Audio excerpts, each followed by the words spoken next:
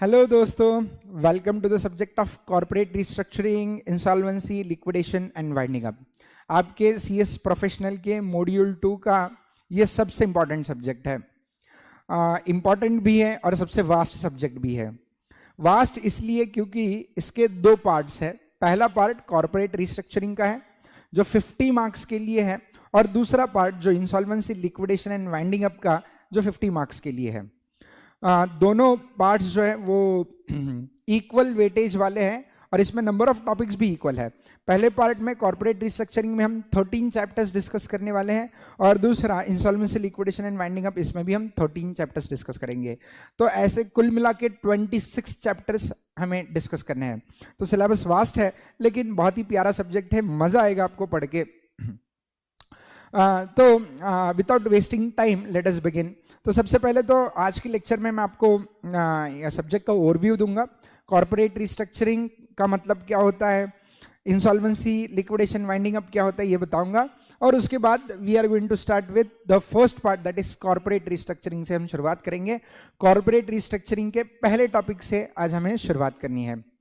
तो let us begin. पहले तो कॉर्पोरेट रिस्ट्रक्चरिंग के 50 मार्क्स के वेटेज के लिए कौन कौन से टॉपिक्स हमें पढ़ने हैं उसका एक बार ओवरव्यू आप। तो मित्रों, पहला पार्ट जो है कॉर्पोरेट रिस्ट्रक्चरिंग का जो 50 नंबर्स के लिए है उसमें बस ये 13 टॉपिक्स है। पहला टॉपिक जो है वो टाइप्स ऑफ कॉर्पोरेट रिस्ट्रक्चरिंग है, जिसमें आप पढ़ोगे कि what is the meaning of corporate restructuring, what are the various types of corporate restructuring, corporate restructuring के फायदे क्या है, वगैरह वगैरह वगैरह, बहुत सारी चीजें पढ़ोगे। ठीक है। दूसरे टॉपिक में एक्विजिशन ऑफ कंपनी, एक्विजिशन यानी टेक ओवर।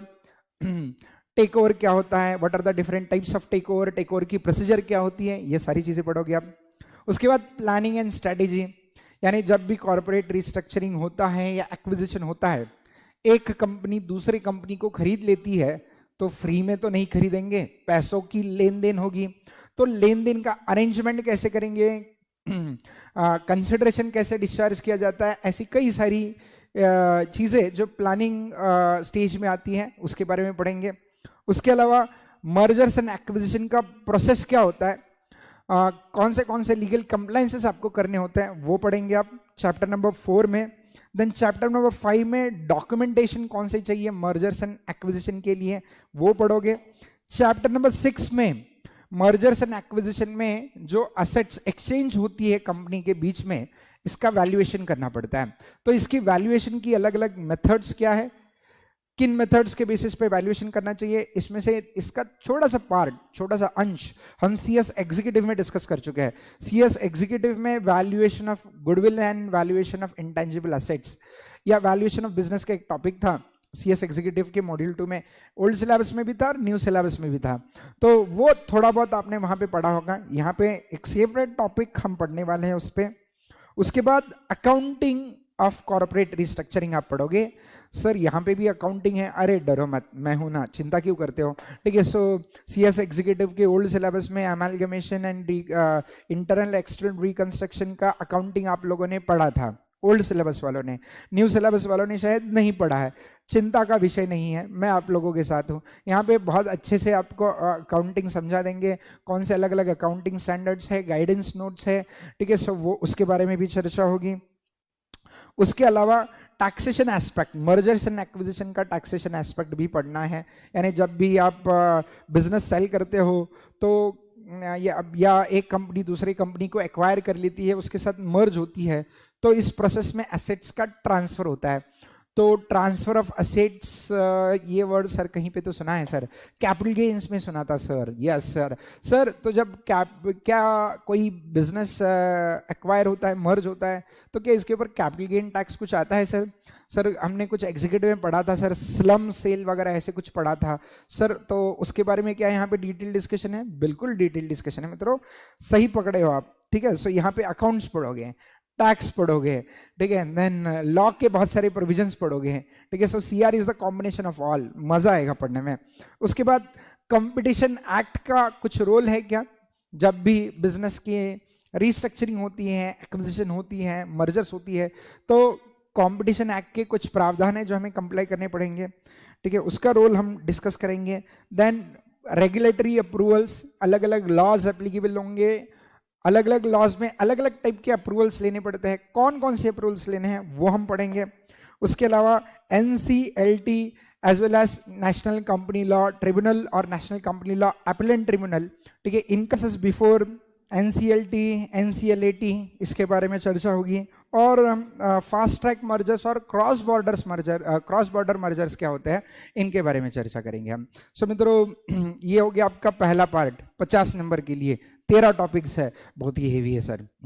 चलो, हम तो टाइम बिल्कुल वेस्ट नहीं करेंगे और बिल्कुल टेंशन मत लेना, ठीक है। क्यों? क्योंकि हर एक चीज हम डिटेल में समझेंगे एग्जाम्पल्स के साथ, वो भी प्रैक्टिकल एग्जाम्पल्स के साथ, ठीक है। सो आराम से पढ़ना है, समझ के पढ़ना है, रटना कुछ नहीं है, क्योंकि इतने 13 टॉपिक का कंटेंट जो है, सिर्फ ये 13 टॉपिक की मॉड्यूल इतनी मोटी है, ठीक है। सो ये अगर आप रटना शुरू करेंगे तो इम्पॉसिबल है। एग्जाम्पल्स, ठीक है, लॉजिकली कॉन्सेप्ट समझना है, एग्जाम्पल्स आपको समझने हैं, पूरा सब्जेक्ट अपने आप याद रह जाता है।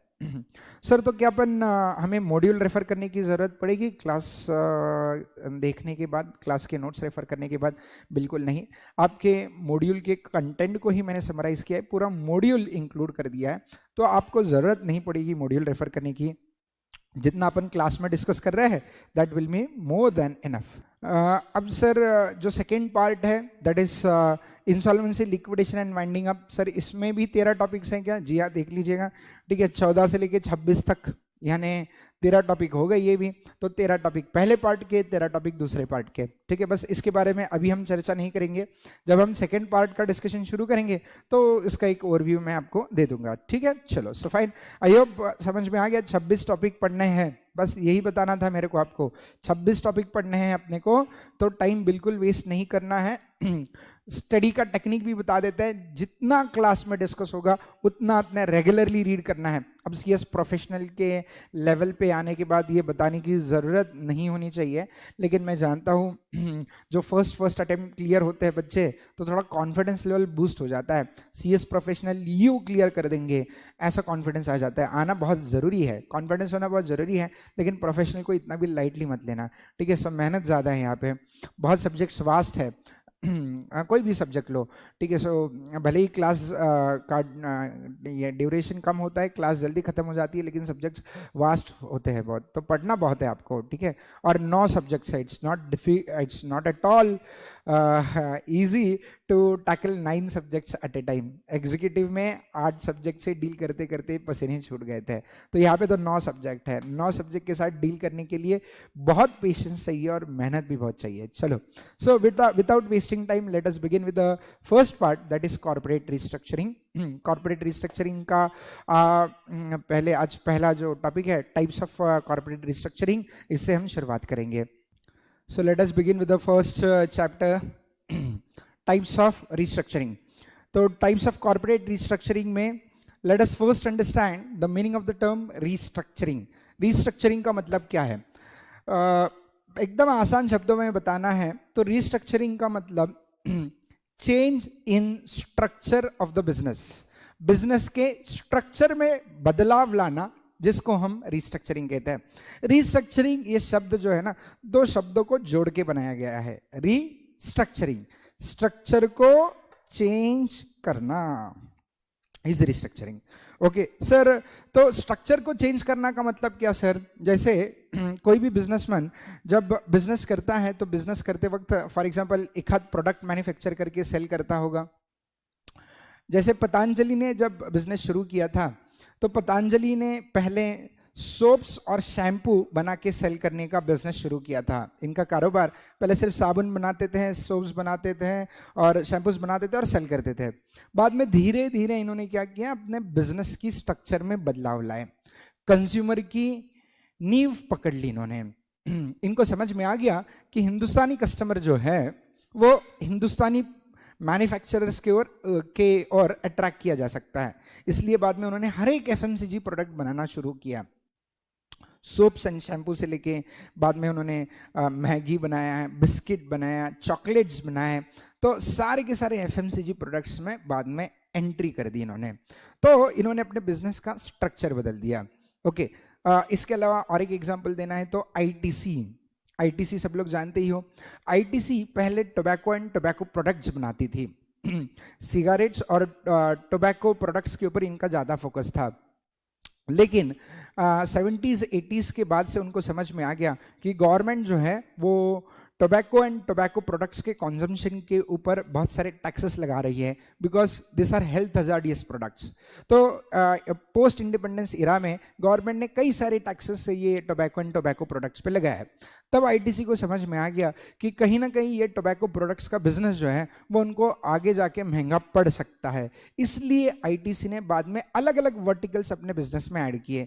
स्टेशनरी के बिजनेस में आ गया, हॉस्पिटैलिटी बिजनेस में आ गया, एफएमसीजी बिजनेस में आ गया, सॉफ्टवेयर बिजनेस में आ गया। तो आईटीसी ने अपने वर्टिकल्स बढ़ा दिए। So this is what is restructuring. Okay sir, restructuring का मतलब तो समझ में आ गया कि बिजनेस करने के तौर तरीकों में बदलाव लाना इज रीस्ट्रक्चरिंग। सर लेकिन ये रीस्ट्रक्चरिंग क्यों किया जाता है? What is the reason behind restructuring? मित्रों, रीस्ट्रक्चरिंग के पीछे सबसे वैसे तो अलग अलग रीजंस हैं, लेकिन सबसे अहम रीजन होता है ग्रोथ। कोई भी बिजनेस जो है वो ग्रोथ चाहता है, बिजनेस आगे बढ़ना चाहता है, ग्रोथ हर एक एस्पेक्ट्स में चाहता है। जैसे कोई बिजनेस चाहते हैं उनका सेल्स बढ़े, कोई बिजनेस चाहता है उसका प्रॉफिटेबिलिटी बढ़े, कोई बिजनेस चाहता है उनका मार्केट शेयर बढ़े। तो growth is the basic objective behind restructuring. तो रीस्ट्रक्चरिंग को आपके मॉड्यूल के डेफिनेशन के मुताबिक जैसे डिफाइन किया गया वो कुछ इस प्रकार से डिफाइन किया। Means change in structure of the business, means change in structure of the business in order to achieve the objectives of the business। देखो कितना सिंपल सा डेफिनेशन है जो हमने अभी डिस्कस किया। Change in structure of the business, क्यों structure change कर रहे हैं? क्योंकि बिजनेस को अपने ऑब्जेक्टिव्स अटेन करने हैं।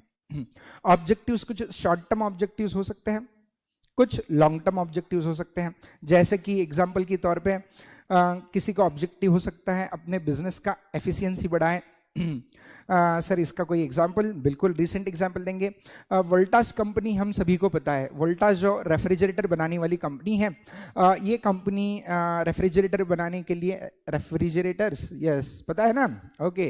सो वोल्टास कंपनी रेफ्रिजरेटर बनाने के लिए बहुत सारे उनको जो रॉ मटेरियल चाहिए, कंपोनेंट्स चाहिए, स्पेयर्स चाहिए, ये स्पेयर्स वो चाइना से इंपोर्ट करते हैं। चाइना से इंपोर्ट करते हैं, यहाँ पे असेंबली होता है, थोड़ा बहुत मैन्युफैक्चरिंग होता है और इंडिया में रेफ्रिजरेटर सेल होता है। लेकिन कोविड-19 की वजह से चाइना का सप्लाई थोड़ा डिस्टर्ब हो गया। डिस्टर्ब होने की वजह से ये मटेरियल की कॉस्ट बहुत ज़्यादा बढ़ गई और ये कंपनी को ये समझ में आ गया कि इसका बहुत सारा डिपेंडेंस चाइनीज कंपनियों के ऊपर है। तो आगे जाके ज़्यादा परेशानी ना हो, इसलिए इस कंपनी ने रिसेंटली एक्सपेंशन प्लान अनाउंस किया, जिसके तहत उन्होंने बोल दिया they are going to buy 100 acres of land. In fact they bought 100 acres of land, जहां पे they are starting with a unit, manufacturing unit start करें। जो भी स्पेयर्स जो वो इंपोर्ट कर रहे थे, जो रॉ मटेरियल वो इंपोर्ट कर रहे थे, वो इंपोर्ट अब वो हिंदुस्तान में ही वो रॉ मटेरियल जो है वो हिंदुस्तान में ही बनाएंगे। तो they are planning to increase their efficiency now. तो whether this is a type of restructuring, of course this is a type of restructuring. तो रीस्ट्रक्चरिंग का ऑब्जेक्टिव क्या हो सकता है? टू इंक्रीज इफिशियंसी, या फिर दूसरा ऑब्जेक्टिव हो सकता है कि मार्केट शेयर बढ़ाए। मार्केट शेयर यानी नंबर ऑफ कंज्यूमर्स बढ़ाए। जैसे फॉर एग्जांपल रिलायंस जियो का अगर हम एग्जांपल लेते हैं, जब रिलायंस जियो कुछ सालों पहले इन्होंने बिजनेस शुरू किया था तो रिलायंस जियो का एक भी सब्सक्राइबर नहीं था।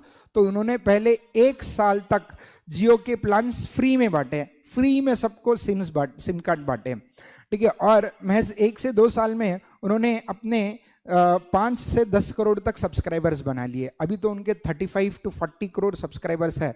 35 से 40 करोड़ जनता जियो का सिम यूज करती है। सो मित्रों, इसके लिए आपको स्ट्रैटेजी बनानी पड़ती है। तो आपका ऑब्जेक्टिव एक तो इफिशियंसी बढ़ाना हो सकता है, नहीं तो आपका ऑब्जेक्टिव मार्केट शेयर या फिर सेल्स, मार्केट शेयर बढ़ाना ये ऑब्जेक्टिव हो सकता है, या फिर रेवेन्यू। रेवेन्यू का मतलब होता है सेल्स, ठीक है। सो कुछ लोग जो हैं, कुछ बिजनेसमैन का ऑब्जेक्टिव होता है कि नंबर ऑफ कस्टमर्स बढ़ गए तो ऑटोमेटिकली सेल्स बढ़ेगा, ठीक है। कुछ बिजनेसेस का ऑब्जेक्टिव होता है नंबर ऑफ कस्टमर्स नहीं बढ़े तो भी चलेगा, लेकिन अपना सेल का वैल्यू बढ़ना चाहिए।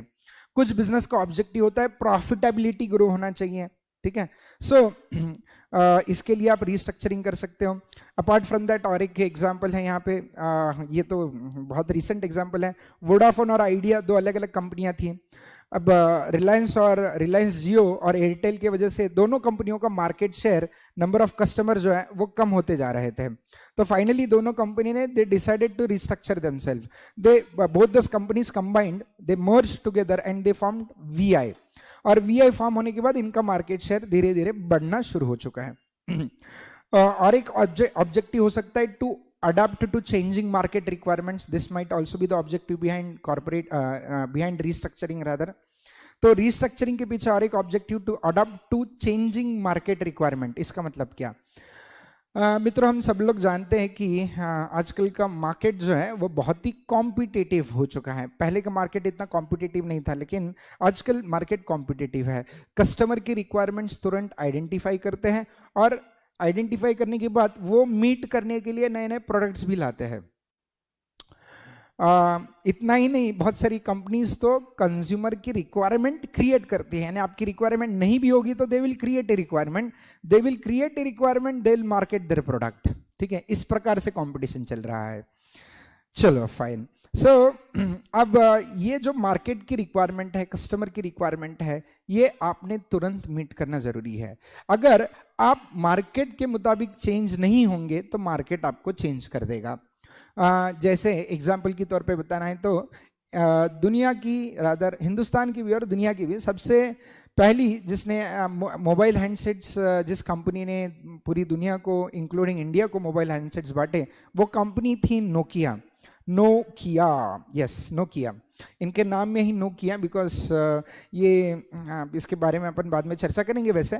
लेकिन नोकिया इस कंपनी ने सबसे पहले हैंडसेट्स इंट्रोड्यूस किए थे। बहुत बढ़िया हैंडसेट्स थे इनके, लाजवाब हैंडसेट्स थे। ठीक है, फेंक के मारो किसी को, सामने वाला मर जाएगा, लेकिन मोबाइल को कुछ नहीं होता था। तगड़ा हैंडसेट बनाते थे। ठीक है, इनकी हैंडसेट्स बनाने में मोनोपोली थी। लेकिन हुआ क्या, आउट, मार्केट से कुछ ही सालों में आउट हो गए। जैसे आपके वो टच स्क्रीन वाले मोबाइल आ गए, इन्होंने बनाए ही नहीं। They never change themselves. वो बोल रहे थे कि हमारे वो हथौड़े वाले मोबाइल ही अच्छा है, टच स्क्रीन नहीं चाहिए हमें। ठीक है, उन्होंने अपने आप को बदला ही नहीं। ठीक है, इन्होंने अपने आप को बदला नहीं, तो मार्केट ने इनको बोल दिया, इनको कह दिया नो किया। ठीक है, सो बाहर निकल गई कंपनी। आपका सैमसंग, देन आपके iPhone, that is Apple company के मोबाइल्स चलने लगे मार्केट में। कई सारी कंपनियां बाद में मोबाइल लेके आ गई। तो मित्रों, you must be able to adopt to the changing market requirements, and in order to adopt to the changing market requirement you need to restructure yourself. ठीक है, सो आई होप रीस्ट्रक्चरिंग के पीछे ऑब्जेक्टिव क्या हो सकता है ये आपको समझ में आ गया। ठीक है, चलो तो रीस्ट्रक्चरिंग को फिर से एक बार डिफाइन कर लेते हैं। What is restructuring? Restructuring means change in structure of the business in order to attain the objectives of the business. The objectives may be short-term objectives or long-term objectives. It includes increasing the efficiency, increase in market share या फिर revenue या फिर profits, or to adopt to the changing market requirement. लेकिन अगर इस सब को nutshell में डिफाइन करना है तो ऐसे आप याद रख सकते हो, या ऐसे डेफिनेशन आप आपकी एग्जामिनेशन में लिख सकते हो। Restructuring means change in structure of the business with an objective to attain growth. Business की स्ट्रक्चर में बदलाव लाना है क्योंकि हमें ग्रो करना है। ठीक है, सो इसको आप रीस्ट्रक्चरिंग कहते हो। मित्रों, अभी तक मैंने कॉर्पोरेट रीस्ट्रक्चरिंग को डिफाइन नहीं किया है, मैं सिर्फ रीस्ट्रक्चरिंग क्या होता है इसके बारे में आपको बताता हूं। ठीक है, सो रीस्ट्रक्चरिंग क्या है सर? ये हमें एकदम परफेक्ट समझ में आ गया कि बिजनेस में स्ट्रक्चर, बिजनेस की स्ट्रक्चर में बदलाव लाना, because we want to attain our objectives. What are the objectives? What are the objectives that you want to attain? The objective may be to increase the efficiency. The objective may be to increase the market share. The objective may be to adapt to the changing market requirement. In short, the business wants to grow. ठीक है sir, ये समझ में आ गया। तो इसके वजह से रीस्ट्रक्चरिंग करते हैं। यानी रीस्ट्रक्चरिंग क्या है ये भी समझा, और रीस्ट्रक्चरिंग क्यों किया जाता है ये भी समझ में आ गया। सर अब समझाइए कॉर्पोरेट रीस्ट्रक्चरिंग का मतलब क्या होता है? सो मित्रों, कॉर्पोरेट रीस्ट्रक्चरिंग बताने से पहले एक चीज समझना जरूरी है, ग्रोथ। ग्रोथ का मतलब क्या है सर? ग्रोथ माना बढ़ना, और क्या? ग्रोथ किस में हो सकती है? रेवेन्यू में ग्रोथ हो सकती है, प्रॉफिटेबिलिटी में ग्रोथ हो सकती है, मार्केट शेयर में ग्रोथ हो सकती है सर, ठीक है सर, वैल्यूएशन में ग्रोथ हो सकती है सर। ग्रोथ मीन्स बढ़ोतरी सर, कितना सिंपल है। हाँ, बढ़ना बहुत सिंपल है, लेकिन बढ़ने के लिए जो मेहनत लेनी पड़ती है ना, वो बहुत थोड़ा मुश्किल होता है सर। सर जैसे हम CSET या CS फाउंडेशन से एग्जीक्यूटिव में आना बहुत इजी था सर, लेकिन एग्जीक्यूटिव से प्रोफेशनल में आना, और प्रोफेशनल से अब CS बनना, और CS बनने के बाद आगे लाइफ में आगे बढ़ना कितना मुश्किल है ना, आपको धीरे धीरे समझ में आ जाएगा, ठीक है। सो ग्रोथ इसेंशियल है, लेकिन ग्रोथ उतनी ही मुश्किल होती है, ठीक है सर। अब सर हर एक के ग्रो करने के तरीके अलग अलग होते हैं। कुछ लोग एकदम जल्दी से ग्रो कर जाते हैं, और कुछ लोगों को ग्रो करने के लिए समय लगता है। कुछ लोग अपने लाइफ में बहुत जल्द तरक्की कर लेते हैं, समझ में नहीं आता अपने को। यानी क्या हो जाता है कि 2-3 साल पहले किसी दोस्त को देखा होता है, बेचारा साइकिल पे या मोटरसाइकिल पे घूम रहा था उस जमाने में, अब तो मर्सिडीज लेके घूम रहा है। 3 साल में ऐसे क्या हुआ अपने को समझ में ही नहीं आया, यार कुछ तो गड़बड़ हो गया। और दूसरा दोस्त 3-4 साल पहले स्कूटर पे घूम रहा था, अब स्कूटर से उसने 2 व्हीलर ले ली, तो 4 सालों में बस स्कूटर से 2 व्हीलर तक पहुंचा ही है, और एक साइकिल से मर्सिडीज तक पहुंच गया, ठीक है। ऐसा क्या जादू कर दिया? दोनों ने ग्रोथ तो किया है, लेकिन दोनों की ग्रोथ में अंतर है। ओ yes, very true. So growth मित्रों 2 टाइप की होती है, इसलिए इसमें अंतर आता है। एक होती है ऑर्गेनिक टाइप की ग्रोथ, और दूसरी होती है इनऑर्गेनिक टाइप की ग्रोथ, ठीक है। सो इसको समझना बहुत जरूरी है। अगर ये समझ में आ जाता है तो कॉर्पोरेट रीस्ट्रक्चरिंग वर्ड का मतलब आपको समझ में आएगा। तो growth is basically of 2 types, one is organic and the other one is inorganic growth. Sir ये ऑर्गेनिक ग्रोथ क्या है? चलो समझा देते हैं आपको। मैंने आपको रीस्ट्रक्चरिंग का एग्जाम्पल, ये रिस्ट्रक्चरिंग समझाते वक्त एक एग्जाम्पल दिया था वोल्टास कंपनी का। वोल्टास कंपनी ने क्या किया था वो मैंने आपको बताया कि वोल्टास कंपनी जो रेफ्रिजरेटर बनाती है, उसके लिए जो भी स्पेयर्स लगते हैं, जो भी पार्ट्स लगते हैं, रॉ मटेरियल लगता है, वो बाई करती है। अब वो चाइना से इंपोर्ट करती है। चाइना से इंपोर्ट करने के बदले उन्होंने खुद ने वो बनाने का सोचा। अब वो रॉ मटेरियल अगर खुद बनाते हैं तो एडवांटेजेस क्या है? एडवांटेज नंबर 1, अगर वो खुद रॉ मटेरियल बनाते हैं तो पहले तो इंपोर्ट करने के लिए जो परचेस प्राइस लगता था वो देना नहीं पड़ेगा। इंपोर्ट करते हुए गवर्नमेंट को बहुत हेवी कस्टम्स ड्यूटी देना पड़ता था, वो नहीं देना पड़ेगा, तो इसकी वजह से इनकी परचेस कॉस्ट कम होगी। लेकिन सर उसके बदले तो मैन्युफैक्चरिंग प्लांट सेटअप करना पड़ेगा, मैन्युफैक्चरिंग के लिए खर्चा आएगा। बिल्कुल सही है, पहले तो मैन्युफैक्चरिंग प्लांट सेटअप करना पड़ेगा। मैन्युफैक्चरिंग प्लांट सेटअप करना बहुत मुश्किल होता है सर। मैन्युफैक्चरिंग प्लांट सेटअप करने के लिए लैंड खरीदना पड़ेगा, फैक्ट्री शेड कंस्ट्रक्ट करना पड़ेगा, फैक्ट्री बिल्डिंग कंस्ट्रक्ट करनी पड़ेगी, उसके अंदर मशीनरी डालनी पड़ेगी, मशीनरी डालनी भी पड़ेगी, जोड़नी भी पड़ेगी। मशीनरी जोड़ने के बाद ठीक है ट्रायल रन लेने पड़ेंगे, और उसके बाद मैन्युफैक्चरिंग शुरू होगा। सर मेहनत का काम है, बहुत मेहनत का। उससे अच्छा इंपोर्ट करो, पार्ट फिट करो और बेचो। रेफ्रिजरेटर क्यों बनाए हम हिंदुस्तान में? रेफ्रिजरेटर के पार्ट्स क्यों बनाए? इंपोर्ट कर सकते तो बनाने की क्या जरूरत है? हाँ बिल्कुल, अगर आपको प्रॉफिटेबिलिटी, लॉन्ग टर्म सस्टेनेबिलिटी चाहिए, लॉन्ग टर्म में अगर आपको किसी से भी खतरा नहीं चाहिए, तो सारे प्रोडक्ट आपने खुद ने बनाने चाहिए। ये बिजनेस का सिंपल तत्व है। तो इसलिए वोल्टास ने ये डिसीजन लिया कि भले ही हमारे फैक्ट्री के लिए लंबा समय लगे, ज्यादा टाइम लगे, पार्ट्स हम खुद बनाएंगे, हिंदुस्तान के अंदर ही बनाएंगे, हम खुद पार्ट्स बनाएंगे। Okay, very good decision. लेकिन क्या इस डिसीजन से प्रॉफिटेबिलिटी बढ़ेगी? जी हाँ, प्रॉफिटेबिलिटी बढ़ने वाली है, लेकिन आसानी से बढ़ेगी या बहुत मेहनत से बढ़ेगी? मेहनत से बढ़ेगी। इसी प्रकार के ग्रोथ को ऑर्गेनिक ग्रोथ कहा जाता है। ऑर्गेनिक ग्रोथ जो होता है वो एक्सटर्नली नहीं, इंटरनली होता है। आप खुद को अंदर से स्ट्रांग करते हो, ठीक है। सो कंपनी खुद की प्रॉफिटेबिलिटी ग्रो करने के लिए खुद के स्ट्रेंथ्स को आइडेंटिफाई करती है, और वो स्ट्रेंथ को और स्ट्रेंथन करती है, और इससे जो ग्रोथ होती है उसको ऑर्गेनिक ग्रोथ कहते हैं।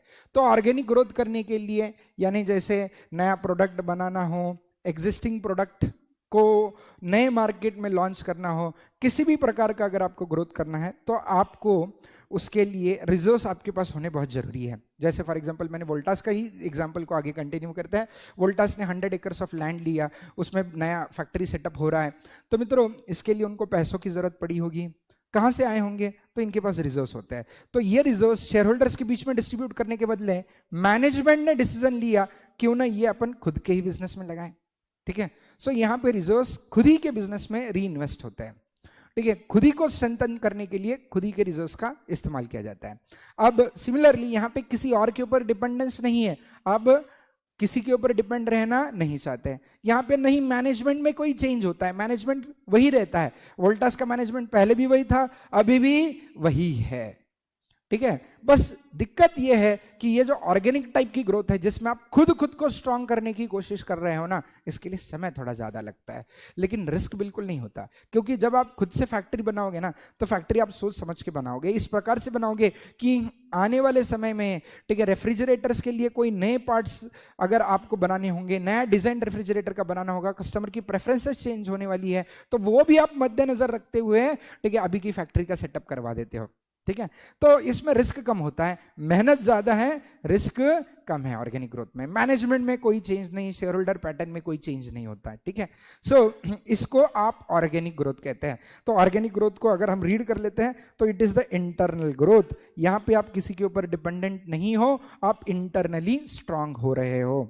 इट टेक्स प्लेस बाय री इन्वेस्टिंग प्रॉफिट। ऑर्गेनिक ग्रोथ करने के लिए इन्वेस्टमेंट करना पड़ता है, और इन्वेस्टमेंट कहीं और से नहीं लाते हम, न मैनेजमेंट चेंज करते हैं, न शेयर होल्डर चेंज करते हैं, हम हमारा पैसा ही वापस बिजनेस में लगा देते हैं। It is known as business restructuring. मित्रों देखो आ गया ये टर्म। तो ऑर्गेनिक ग्रोथ को ही बिजनेस रिस्ट्रक्चरिंग कहा जाता है। It is also a type of restructuring, but we call this as business restructuring, not corporate restructuring. Okay sir, ये बिजनेस रिस्ट्रक्चरिंग का प्रोसेस जो है ना, धीमे धीमे चलता है। ठीक है, स्लो प्रोसेस है, एकदम से ऐसे आप आपके कंपनी को आगे नहीं लेके जा सकते। फैक्ट्री बनेगी, फैक्ट्री बनने के लिए 1-1.5-2 साल लगेंगे, प्रोडक्शन शुरू होगा, बाद में आप आपके पार्ट्स यूज करना शुरू करोगे। स्लो प्रोसेस है, रिस्क बहुत कम है, ओनरशिप एंड मैनेजमेंट चेंज नहीं होती, ownership and management remains same, और ऑर्गेनिक ग्रोथ करने के लिए किसी लॉ की परमिशन लेने की क्या जरूरत है? जब तक हम कोई काम इलीगल नहीं करते तब तक किसी भी रेगुलेटरी अप्रूवल की जरूरत नहीं है। ऑर्गेनिक ग्रोथ यानी इंटरनल चेंजेस के लिए आपको किसी भी ट्रिब्यूनल, किसी भी अथॉरिटी की, किसी भी कोर्ट की परमिशन लेने की जरूरत नहीं है। आई होप ऑर्गेनिक ग्रोथ का मतलब समझ में आ गया। अब उसके बाद हम डिस्कस करेंगे मित्रों इनऑर्गेनिक ग्रोथ। ये इनऑर्गेनिक ग्रोथ क्या होता है? ओके चलो, अब किसी को बहुत जल्दबाजी होती है आगे बढ़ने की, तरक्की करने की। ठीक है, ग्रो तो होना है लेकिन फास्ट ग्रो होना है। सर आजकल का जमाना स्लो वाला रहा ही नहीं सर, एकदम फास्ट भागना है सर, रेस है, बस दौड़ते जाओ दौड़ते जाओ दौड़ते जाओ। चलो अब क्या होता है इनऑर्गेनिक ग्रोथ का एग्जाम्पल एग्जाम्पल से ही समझाएंगे आपको कि व्हाट इज इनऑर्गेनिक ग्रोथ। सो मित्रों, जो मैंने आपको आईटीसी का एग्जाम्पल दिया था तो उसी को आगे कंटिन्यू करते हैं।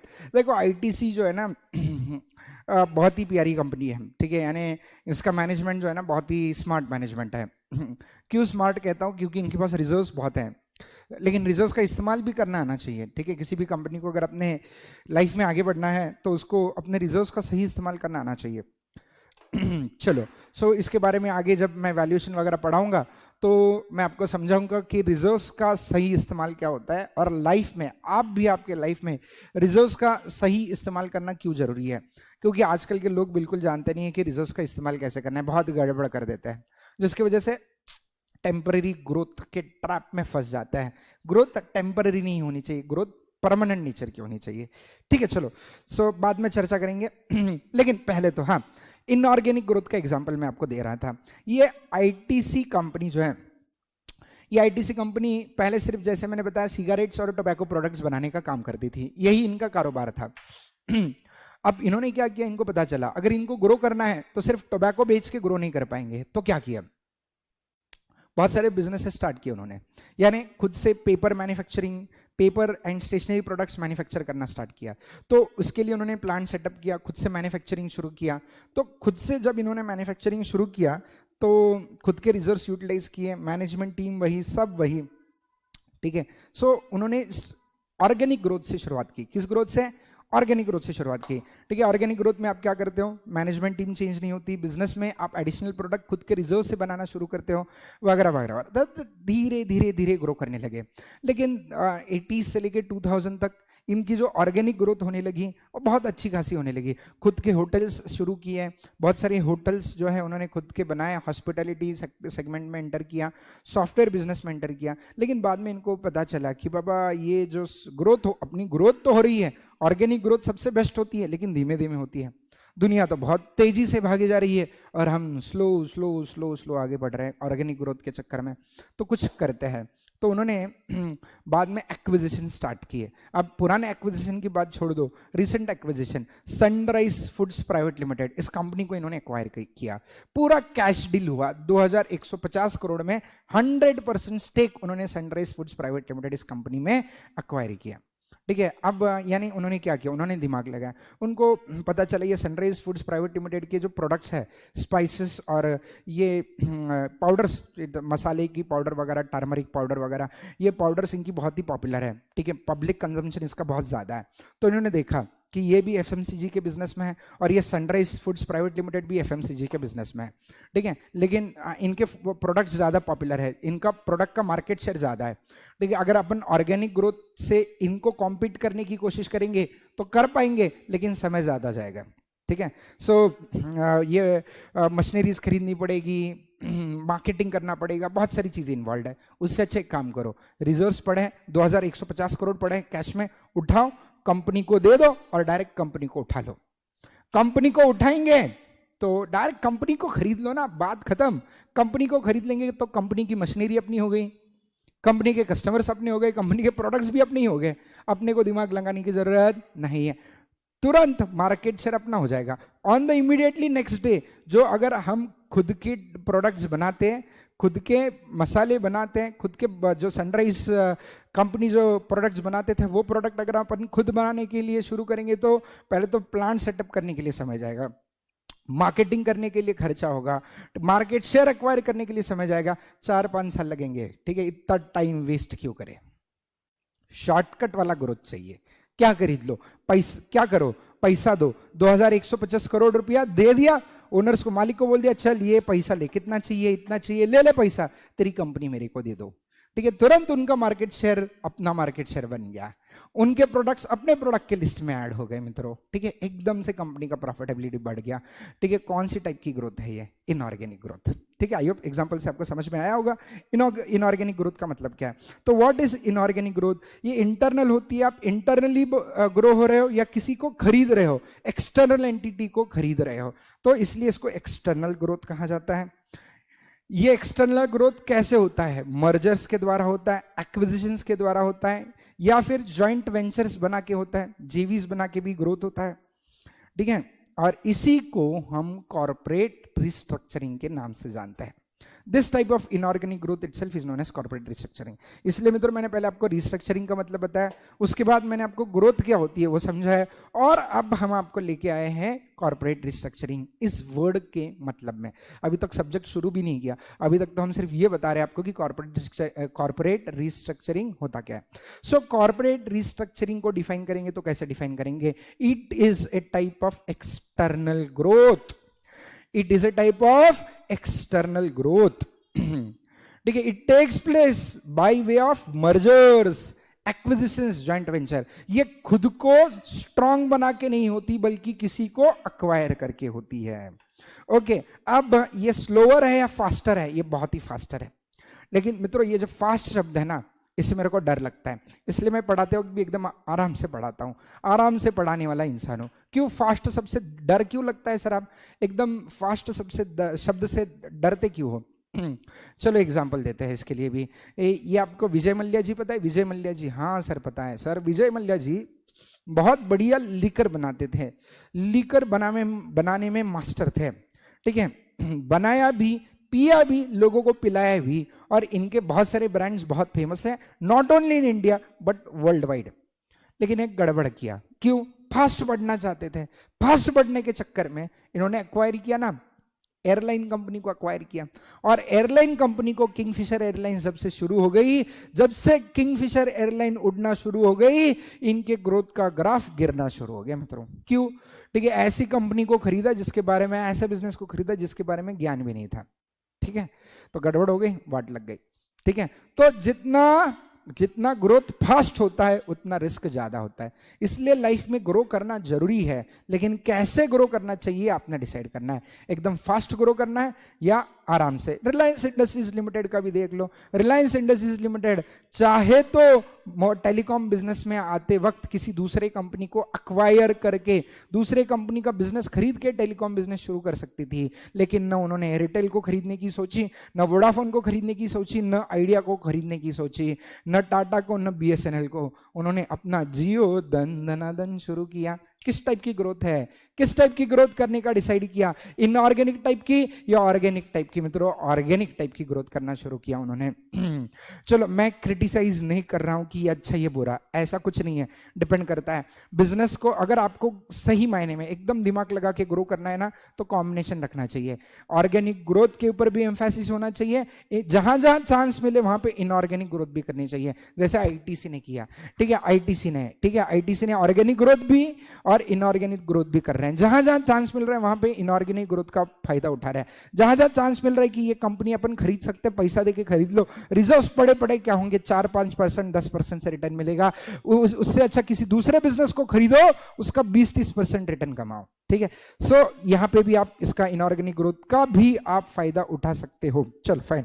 सो इनऑर्गेनिक ग्रोथ क्या होती है सर? एक्सटर्नल ग्रोथ होती है। कैसे होती है? Bye way of merger, acquisition, joint ventures के द्वारा होती है। इसी को हम कॉर्पोरेट रिस्ट्रक्चरिंग कहते हैं। और सर ये थोड़ी फास्टर ग्रोथ है, फास्ट है इसलिए रिस्क है सर, इश्क है तो रिस्क है।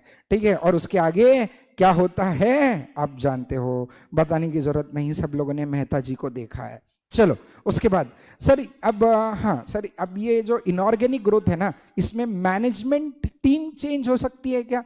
ऑफ कोर्स चेंज हो सकती है। जैसे सनराइज फूड्स प्राइवेट लिमिटेड को आईटीसी ने एक्वायर कर दिया, आईटीसी ने एक्वायर करने के बाद मैनेजमेंट चेंज हो गया।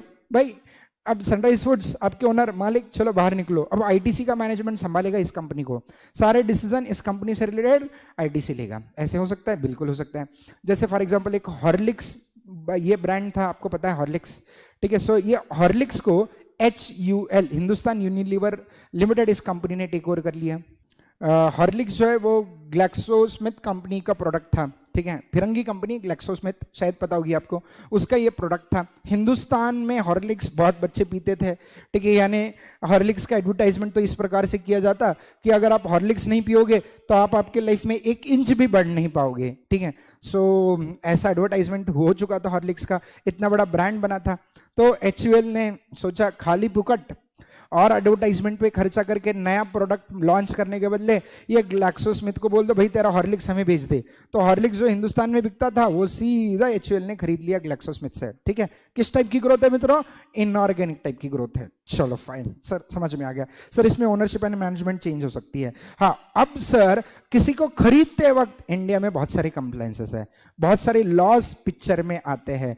तो यहाँ पे there are many regulatory approvals and compliances which are required. ठीक है, आई होप ये समझ में आ गया। चलो, सो मैंने दोनों टाइप का ग्रोथ आपको समझा दिया, what is organic growth, what is inorganic growth. Examination में आ सकता है, ठीक है, define organic growth, define inorganic growth, या ऐसे भी आ सकता है differentiate between organic and inorganic growth. ठीक है, सो मीनिंग ऑफ कॉर्पोरेट रिस्ट्रक्चरिंग क्या है, ठीक है, ये भी आ सकता है। तो आई होप आपको पहले तो टाइप्स ऑफ ग्रोथ समझ में आ गए, दोनों के बीच के डिफरेंस समझ में आ गए, और बिजनेस रिस्ट्रक्चरिंग क्या होता है और कॉर्पोरेट रिस्ट्रक्चरिंग क्या होता है ये भी आपको समझ में आया होगा। ठीक है, सो एक बार क्विक रिकैप कर लेते हैं अभी तक जो डिस्कस किया। अभी तक सिर्फ 2 ही कॉन्सेप्ट हमने डिस्कस की।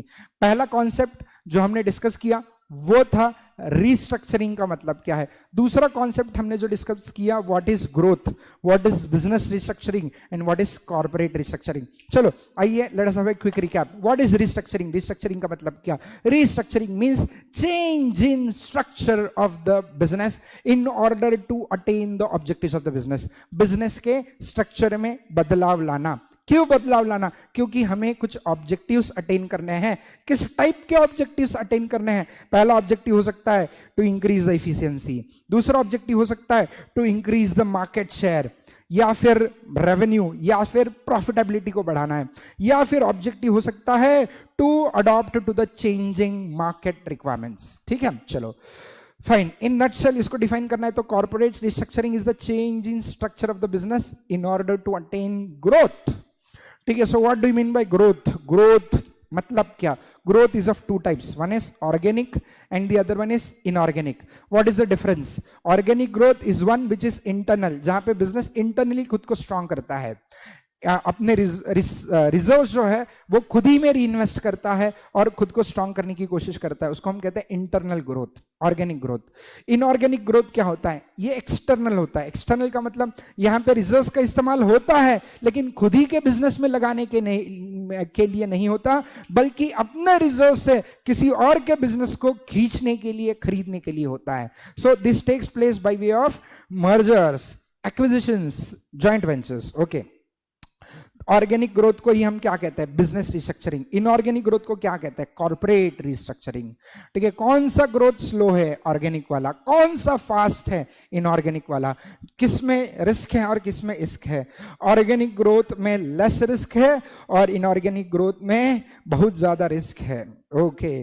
क्या ऑर्गेनिक ग्रोथ में मैनेजमेंट चेंज हो सकता है? ऑर्गेनिक ग्रोथ में मैनेजमेंट चेंज नहीं होता. इनऑर्गेनिक ग्रोथ में किसी को खरीदने के बाद मैनेजमेंट बदल सकते हो. क्या ऑर्गेनिक ग्रोथ के लिए किसी की अप्रूवल लेने की जरूरत है? बाबा खुद को बढ़ने के लिए किसी की परमिशन की जरूरत नहीं होती है. ठीक है. सो ऑर्गेनिक ग्रोथ में किसी की रेगुलेटरी, देयर आर नो और वेरी फ्यू रेगुलेटरी अप्रूवल्स. ठीक है. इनऑर्गेनिक ग्रोथ में, ठीक है, there are many regulatory approvals which are involved. ठीक है. चलो सर, समझ में आ गया. जैसे अब ऑर्गेनिक ग्रोथ के ऊपर फोकस कर रहा है एयरटेल. ठीक है. एयरटेल बहुत सारे नए नए सर्विसेज लॉन्च कर रहा है. ठीक है. अपना बैंडविड्थ बढ़ा रहा है, कस्टमर को बहुत ज्यादा सर्विसेज दे रहा है, कोशिश कर रहा है किसी की कोई ग्रीवेंसेस ना हो. ठीक है. सो एयरटेल किस टाइप की ग्रोथ कर रहा है? ऑर्गेनिक टाइप की. और उनके कॉम्पिटिटर्स वी और आई मिलके वीआई बना रहे हैं. ठीक है. वोडाफोन आइडिया किस टाइप की ग्रोथ के बारे में सोच रहे हैं? Inorganic growth. चलो फाइन सर, अब यहां तक का डिस्कशन एकदम अच्छे से समझ में आ गया सर. तो कॉर्पोरेट रिस्ट्रक्चरिंग का मतलब समझा है. अब सर आगे बढ़ते हैं अपन. सर हमें कॉर्पोरेट रिस्ट्रक्चरिंग को आईसीएसआई की भाषा में समझना है, तो हम इसको कैसे समझे? ठीक है. So how to understand this corporate restructuring? बहुत सिंपल है. ठीक है. कॉर्पोरेट रिस्ट्रक्चरिंग का डेफिनेशन याद रखना बहुत सिंपल है, बाय हार्ट करने की जरूरत नहीं है, क्योंकि आप समझ चुके हैं कि वो है क्या. क्या है वो? It is the process of significantly changing. Corporate restructuring में बिजनेस में बदलाव लाया जाता है. ठीक है. कहाँ कहाँ बदलाव लाया जाता है और क्यों लाया जाता है? ठीक है. सो सबसे पहले तो कंपनी के बिजनेस मॉडल में बदलाव लाया जा सकता है. कंपनी के बिजनेस मॉडल में बदलाव लाना, यानी जैसे कि एग्जाम्पल फिर से इसके लिए भी, कंपनी के बिजनेस मॉडल में बदलाव लाना का मतलब क्या है? क्योंकि बहुत बार हम पढ़ते हैं, रीड करते हैं, लेकिन मतलब ही नहीं समझता. तो एग्जाम्पल के साथ समझोगे, याद भी रहेगा. कंपनी के बिजनेस मॉडल में बदलाव लाना, इसका मतलब क्या है? रिलायंस इंडस्ट्रीज लिमिटेड कुछ सालों पहले it was known as an oil and chemical company. ठीक है. यानी इसको पेट्रोकेमिकल कंपनी के नाम से जाना जाता था. ठीक है. क्योंकि इसका मैक्सिमम कारोबार तेल बेचना, ऑयल बेचना एंड केमिकल्स बना के बेचना, इसमें इनका ज्यादा से ज्यादा कारोबार था. अब अंबानी जी को दिमाग है, उनको पता है बाबा तेल में बहुत सारी अनसर्टेनिटी, गवर्नमेंट रेगुलेशंस है, तो ये बिजनेस ज़्यादा समय तक प्रॉफिटेबल रहेगा, इसकी कोई गारंटी नहीं है. इसलिए भाई साहब ने बिजनेस मॉडल में चेंज लाया. बिजनेस मॉडल यानी उन्होंने एक स्टेटमेंट, उनके एजीएम में वो स्टेटमेंट दिया था, अभी तक मेरे को याद है. ठीक है. उन्होंने स्टेटमेंट दिया था, data is the new oil. ठीक है. क्या स्टेटमेंट था? बढ़िया स्टेटमेंट था. मेरे को समझने के लिए टाइम लगा तब. ठीक है. लेकिन बाद में मेरे को समझ में आ गया कि इंसान, क्योंकि बहुत पहले था, जब जियो के लॉन्च से पहले भी भाई साहब ने ये कहा था, data is the new oil.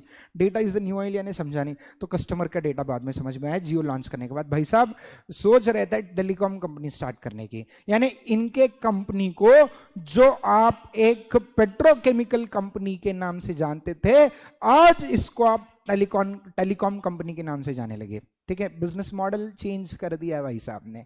What is that? Corporate restructuring. तो what is corporate restructuring? It is the process of changing significantly. ठीक है. It is the process of changing significantly what? The company's business model. या फिर it is the process wherein you significantly change the management team. ठीक है।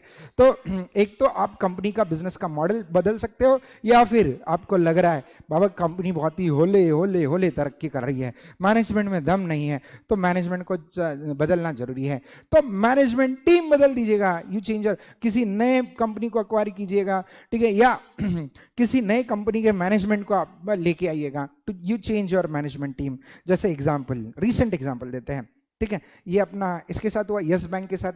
Yes bank में तो बहुत बड़ा रिस्ट्रक्चरिंग हुआ, अब सब लोग जानते हो, ठीक है, मैं भी एक शेयर होल्डर था यस बैंक का, ठीक है। सो कोई बात नहीं, आपका और मेरा दुख बिल्कुल सेम है, ठीक है। सो यस बैंक में के पुराने जो कंपनी के मालिक थे मिस्टर राणा कपूर जी, ठीक है। सो ये राणा कपूर जी ने कंपनी के शेयर के प्राइस को 600-700 रुपए से लेके 2 रुपये 3-4 रुपये तक लाके पहुंचाया था, ठीक है। क्या हुआ क्या नहीं, अब वो इतिहास है, इसके बारे में कभी तो आगे जब मैं टॉपिक आएंगे तो उसमें मैं आपको बताते जाऊंगा ही कि राणा कपूर जी ने क्या किया और उसके वजह से इस बैंक की क्या हालत हो गई। से नो टू यस, ऐसा हो गया इसका, ठीक है।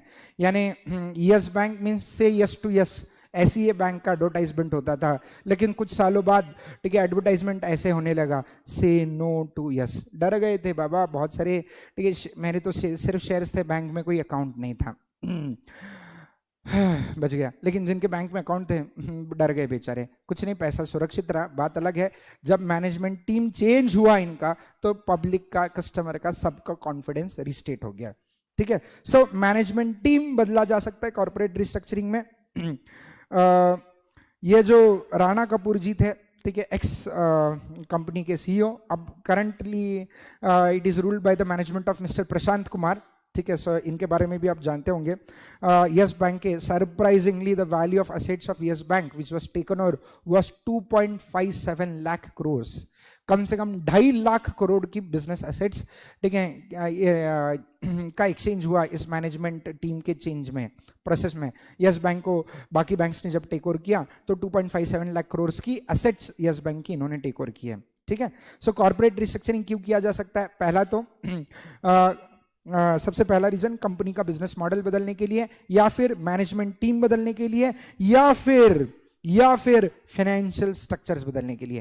फाइनेंशियल स्ट्रक्चर यानी बहुत बार कंपनी ना फाइनेंसेस में फंस जाती है, ठीक है, तो फाइनेंशियल स्ट्रक्चर बदलने के लिए आपको बहुत मेहनत लेनी पड़ती है। जैसे एग्जांपल के साथ समझाएंगे, जेट एयरवेज, ठीक है, बहुत खतरनाक डेट ट्रैप में ये कंपनी आ गई, ठीक है, इतनी खतरनाक डेट ट्रैप में ये कंपनी आ गई। जेट एयरवेज जिसके जहाज बहुत पॉपुलर थे, यानी हवाई जहाज, ठीक है, सो इनके एयरक्राफ्ट पॉपुलर थे, इनका बिजनेस पॉपुलर था, इनका बिजनेस मॉडल पॉपुलर था, इनके मालिक पॉपुलर थे, इनकी हर एक चीज पॉपुलर थी, ठीक है। 600-700 तक उड़ान भरी है इस कंपनी के शेयर ने, और बाद में ये 20 रुपया तक आया था, ठीक है, 700 रुपए का सीधा 20 रुपए पे लैंडिंग हुआ। क्यों? डेट ट्रैप, डेट में लोन इतने थे, इंटरेस्ट इतना था कि से एक समय तो ऐसे आया, इनके दिन का सेल कलेक्शन से ज्यादा इनका दिन डेली इंटरेस्ट था, ठीक है। सो ये समय था इस कंपनी के ऊपर।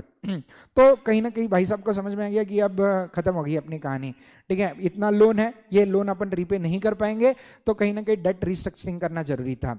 तो डेट रिस्ट्रक्चरिंग करने का भाई साहब ने डिसीजन लिया, ठीक है, और बाद में क्या हुआ हम सब लोग जानते हैं। चलो, सो इन्होंने भी रिस्ट्रक्चरिंग किया, कॉर्पोरेट रिस्ट्रक्चरिंग, ठीक है। सो कॉर्पोरेट रिस्ट्रक्चरिंग में क्या होता है?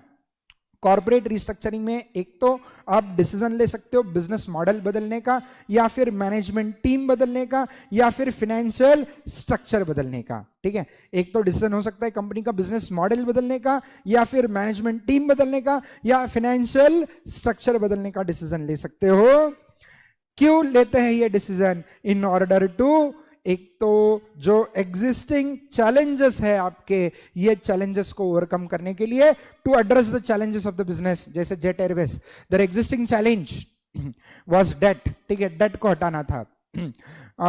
यस बैंक, बहुत सारे बैड लोन्स थे, बैड लोन्स को हटाना था, ठीक है, to address the changes and to increase the shareholders value, ठीक है। एक तो आप आपकी प्रॉब्लम सॉल्व करने के लिए रिस्ट्रक्चरिंग कर सकते हो, या आपकी बिजनेस की वैल्यू, यानी बिजनेस के मालिक कौन है? आपके बिजनेस के मालिक शेयर होल्डर्स है, शेयर होल्डर्स के वैल्यू में एडिशन करवाने के लिए कॉर्पोरेट रिस्ट्रक्चरिंग। सो कॉर्पोरेट रिस्ट्रक्चरिंग को अगर अपने को डिफाइन करना है तो कैसे डेफिनेशन याद रखेंगे मित्रों? बहुत सिंपल डेफिनेशन है।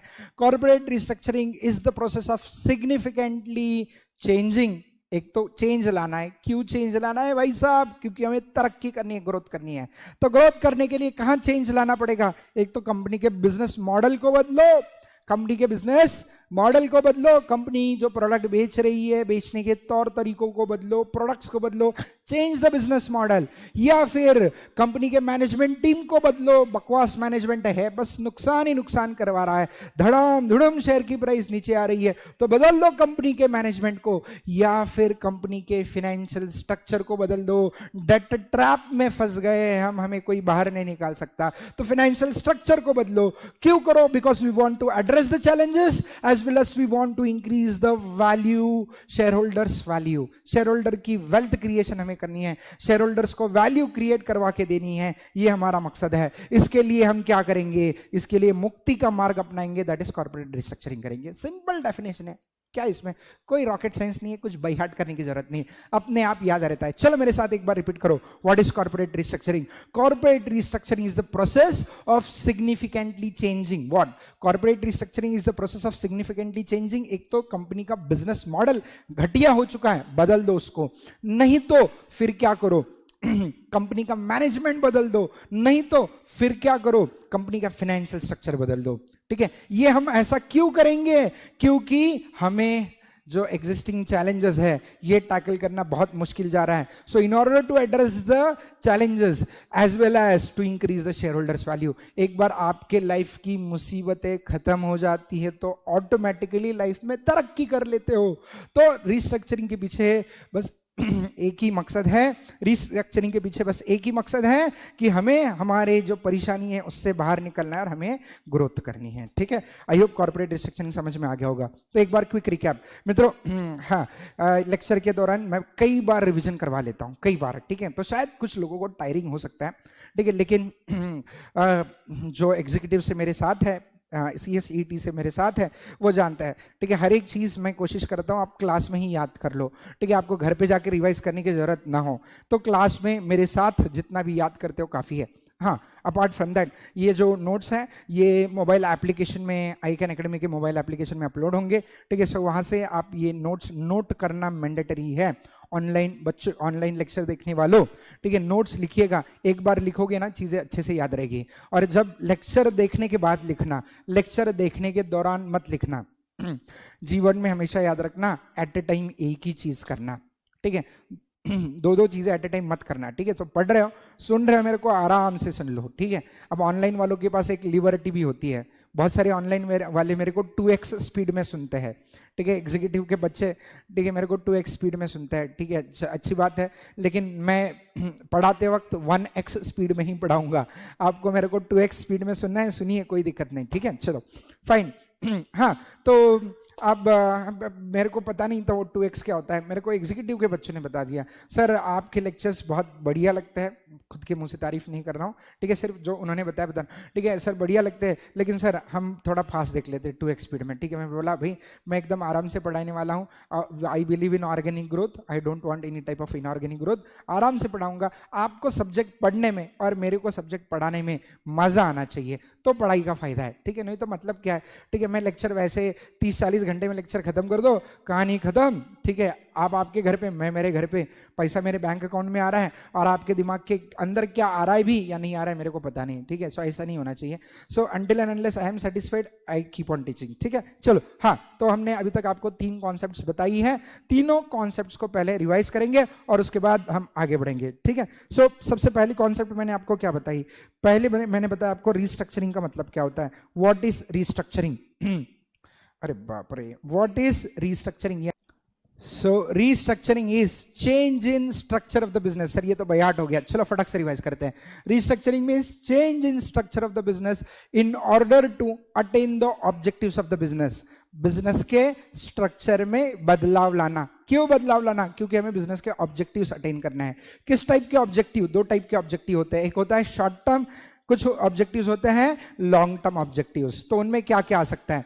ठीक है, सबसे पहला इसमें आएगा आपका, सबसे पहला इंक्रीज इन इफिशियंसी, ये एक ऑब्जेक्टिव हो सकता है, इफिशियंसी बढ़ाना, या फिर increase in market share, increase in sales revenue, increase in profitability, ये एक ऑब्जेक्टिव हो सकता है, या फिर to adapt to changing market requirements, ये एक ऑब्जेक्टिव हो सकता है। तो आप आपके बिजनेस का स्ट्रक्चर बदलना चाहते हो, क्यों? Because you want to attain the objectives of the business. Objectives का मतलब एक तो आपकी इंक्रीज इन इफिशिएंसी ऑब्जेक्टिव हो सकता है, increase in market share objective हो सकता है, या मार्केट रिक्वायरमेंट, बदलती मार्केट रिक्वायरमेंट के मुताबिक बदलना, ये एक आपका ऑब्जेक्टिव हो सकता है। In nutshell, restructuring is the process of changing the structure of the business in order to attain growth. So what do you mean by growth? Growth can be done by two ways. One is the organic one and the other one is the inorganic one. Organic growth यानी क्या? Organic growth वो होती है जिसमें company अपने reserves and surplus का री investment खुद ही के बिजनेस में करती है, खुद ही को स्ट्रांग बनाने की कोशिश करती है, खुद ही के प्रोडक्ट लाइन में बढ़ोतरी करती है, खुद ही के मार्केट शेयर में बढ़ोतरी करने की कोशिश करती है, एक्सपेंशन करती है, जहां पे मैनेजमेंट टीम बदलने की जरूरत नहीं पड़ती। ठीक है, यहां पे ग्रोथ भले ही स्लो होती है लेकिन रिस्क लेस होती है। ठीक है, सो इसी को हम बिजनेस रीस्ट्रक्चरिंग के नाम से भी जानते हैं, और इसके लिए किसी की इजाजत यानी no regulatory approvals are required. ठीक है, वेराज इनऑर्गेनिक ग्रोथ क्या होता है? इनऑर्गेनिक ग्रोथ इंटरनल नहीं होता, एक्सटर्नल होता है, यानी जहां पे कंपनी अपने रिजर्व्स एंड सरप्लस का इस्तेमाल खुद ही के बिजनेस में लगाने के बदले किसी और को के बिजनेस को खरीदने के लिए करती है। ठीक है, this takes place by way of mergers, acquisitions, joint ventures.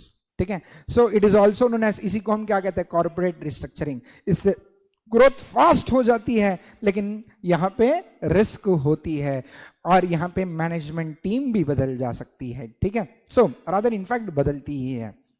यहाँ पे बहुत सारे रेगुलेटरी अप्रूवल्स भी होते हैं। ठीक है, सो हमने सबसे पहले रिस्ट्रक्चरिंग का मीनिंग डिस्कस किया, ग्रोथ का मीनिंग डिस्कस किया, उसके बाद कॉर्पोरेट रिस्ट्रक्चरिंग इस वर्ड का सर, उसके बाद कॉर्पोरेट रिस्ट्रक्चरिंग को भी हमने डिफाइन किया। तो what is corporate restructuring? 30 seconds में। It is the process of significantly changing the company's business model. ठीक है, ये ऐसा प्रोसेस है जिसमें कंपनी का बिजनेस मॉडल हम बदल सकते हैं, या फिर कंपनी का बिजनेस मॉडल बदल सकते हैं, या फिर कंपनी का मैनेजमेंट बदल सकते हैं, या फिर कंपनी का फाइनेंशियल स्ट्रक्चर बदल सकते हैं। क्यों करेंगे हम? कंपनी के बिजनेस मॉडल में चेंज क्यों कर सकते हैं? कंपनी के मैनेजमेंट टीम में हम क्यों बदलाव लाएंगे? कंपनी के फाइनेंशियल स्ट्रक्चर में हम क्यों बदलाव लाएंगे? What is the reason behind this?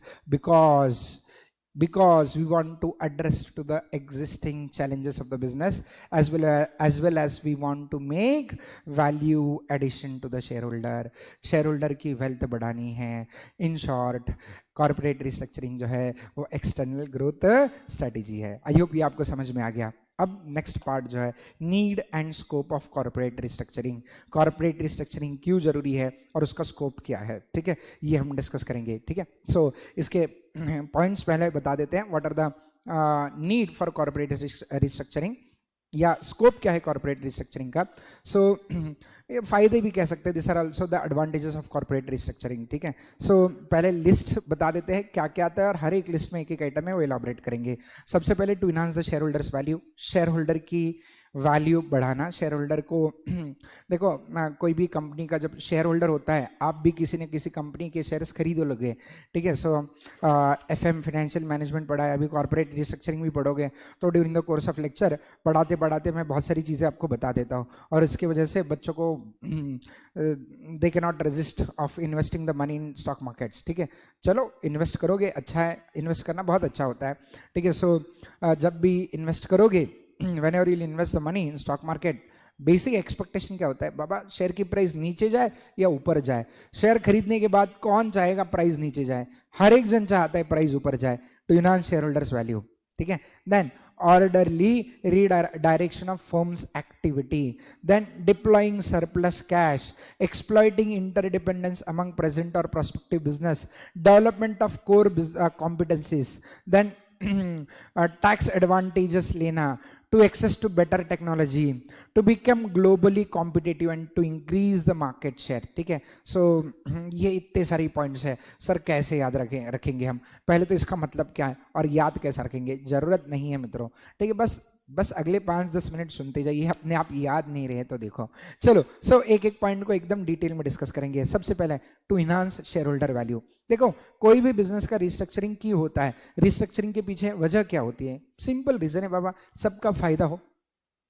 अगर फायदा है तो ही लोग अपने साथ रहेंगे, फायदा नहीं तो कोई भी अपने साथ रहता नहीं। ठीक है, जैसे आप लोगों ने हम लोगों पे विश्वास रखा, ठीक है, इनफैक्ट डायरेक्टली विश्वास नहीं रखा, पहले आपने डेमो लेक्चर्स देखे और उसके बाद आपको लगा हाँ बाबा ये क्लास में अच्छे से कोचिंग देते हैं, ठीक है, अंत तक सिलेबस टाइम पे कंप्लीट करेंगे, पढ़ाई करवा के लेंगे, अच्छे नोट्स देंगे, प्रोफेसर अच्छे हैं, क्वालिफाइड है, एक्सपीरियंस्ड है, ठीक है, उसके बाद आपने डिसीजन लिया। ठीक है, अब ये डिसीजन लिया तब हमारा भी जिम्मेदारी बनता है ना भाई साहब आप लोगों का फायदा करवा के दे। ठीक है, यानी वी बिलीव अगर हम 1 रुपया लेते हैं तो 10 रुपये का वैल्यूडेशन करवा के देते हैं। ठीक है, सो वैसे ही कंपनियों का होता है। कंपनियां जब भी निवेशकों का यानी शेयर होल्डर्स का पैसा लेती है तो हमेशा कोशिश करती रहती है कि अगर इन्होंने कंपनी में 1 रुपया लगाया तो इनके 1 के 10 कैसे बने। ठीक है, सो यही ऑब्जेक्टिव होता है कंपनियों का। तो जैसे one of the companies which always believes in value addition to the shareholder, Reliance Industries Limited. ठीक है, सो इसका एग्जांपल वैल्यू एडिशन के पॉइंट ऑफ व्यू से दिया है मैंने, शेयर होल्डर की वैल्यू एडिशन। वैसे एक्सटर्नल रिकंस्ट्रक्शन, इन्होंने तो इंटरनल ग्रोथ के द्वारा वैल्यू एडिशन करवाई है अपने शेयर होल्डर की, लेकिन एक्सटर्नल ग्रोथ से भी यानी किसी को अक्वायर करके भी आप आपके कंपनी के शेयर्स की वैल्यू बढ़ा सकते हैं। जैसे यस बैंक का एग्जाम्पल देता हूँ, जब यस बैंक में कॉर्पोरेट रिस्ट्रक्चरिंग किया गया, यानी जब मैनेजमेंट बदला गया, तो मैनेजमेंट बदलने से पहले यस बैंक डूब रहा था। Literally the price of the shares touch ₹8, 7-8 रुपए तक पहुंच गई थी। हाँ, लेकिन जैसे ही ये यस बैंक को बाकी बैंक्स ने टेक ओवर करने का डिसीजन लिया तो यस बैंक की जो शेयर प्राइस 7-8 रुपए तक थी वो बढ़ के 80-90 तक 100 रुपया तक चली गई थी। ठीक है, सो फायदा हुआ शेयर होल्डर का, नुकसान नहीं हुआ। ठीक है, उसके बाद भी 7 रुपए से ऊपर ही है, 30, 40, 50 रुपए, 60 रुपए तक गई, बाद में फिर से नीचे आ गई, दोबारा जाएगी, आराम से चिंता मत कीजिएगा। ठीक है, चलो सो पहला ऑब्जेक्टिव क्या होता है? शेयर होल्डर का वैल्यू एडिशन करवाना। ठीक है, अब ये रिलायंस का एक एग्जांपल ले लेते हैं। चलो ठीक है, अब जियो आने से पहले लेकिन इन्होंने कॉर्पोरेट रिस्ट्रक्चरिंग यानी कॉर्पोरेट रिस्ट्रक्चरिंग की स्ट्रेटेजी नहीं अपनाई है, इन्होंने बिजनेस रीस्ट्रक्चरिंग से शेयर होल्डर का वैल्यू बढ़ाया है। ठीक है, क्लैरिफाई कर देते हैं, इन्होंने बिजनेस रीस्ट्रक्चरिंग से शेयर होल्डर का वैल्यू बढ़ाया है। अब बिजनेस रीस्ट्रक्चरिंग और कॉर्पोरेट रिस्ट्रक्चरिंग में क्या अंतर है आप लोग जानते हो, बताने की जरूरत नहीं है ना। चलो सो जियो आने से पहले, जियो दनादन आने से पहले इस कंपनी की मार्केट कैपिटलाइजेशन यानी इस कंपनी के जो शेयर्स हैं, इन शेयर्स की मार्केट वैल्यू, सारे शेयर्स की वैल्यू जो थी 6.5 लाख करोड़ टू 8 लाख करोड़ के बीच में थी। 6 से 8 लाख करोड़ के बीच में ये कंपनी का मार्केट कैप था। और पोस्ट जियो इस कंपनी का market cap has touched 13.5 lakh crore. देखो रिस्ट्रक्चरिंग का शेयर होल्डर को हुआ फायदा। ठीक है, सो अगर आपके इन शॉर्ट एकदम आसान शब्दों में बताना है तो अगर आपके पास 6.5 लाख रुपए के 6,50,000 रुपीज के रिलायंस के शेयर्स थे तो जियो के आने से पहले, ठीक है, तो अब उसकी वैल्यू हो चुकी है 13.5 लाख। ठीक है, सो अप्रोक्सीमेटली डबल इनके शेयर की वैल्यू हो चुकी है मित्रों। सो ये रिस्ट्रक्चरिंग का फायदा होता है to enhance shareholders value. अब बताओ ये पॉइंट बाई हार्ट करने की जरूरत पड़ेगी क्या? ठीक है, 2 एग्जांपल दे दिए, एक यस बैंक का एग्जांपल दिया, एक रिलायंस इंडस्ट्रीज लिमिटेड का एग्जांपल दे दिया, एक कॉर्पोरेट रिस्ट्रक्चरिंग का, एक बिजनेस रिस्ट्रक्चरिंग का। याद रहेगा, आप पूछ लो मेरे को एडवांटेजेस, मेरे को कॉर्पोरेट रिस्ट्रक्चरिंग के भी एडवांटेजेस पूछ लो, बिजनेस रिस्ट्रक्चरिंग के, यूं खटाखट बता दूंगा। ठीक है, सो समझ के लीजिए, सब्जेक्ट बहुत आसान है। फर्स्ट क्या है? ठीक है, इस स्कोप में पहला स्कोप है इनहांस शेयर होल्डर्स वैल्यू। ठीक है, देन नेक्स्ट, सर ये लास्ट लाइन लिखा था शेयर होल्डर का 7 लाख करोड़ से वैल्यू एडिशन हुआ है, वही लिखा था। ठीक है, चलो दूसरा ऑब्जेक्टिव या दूसरा फायदा क्या है? Orderly redirection of the firms activities.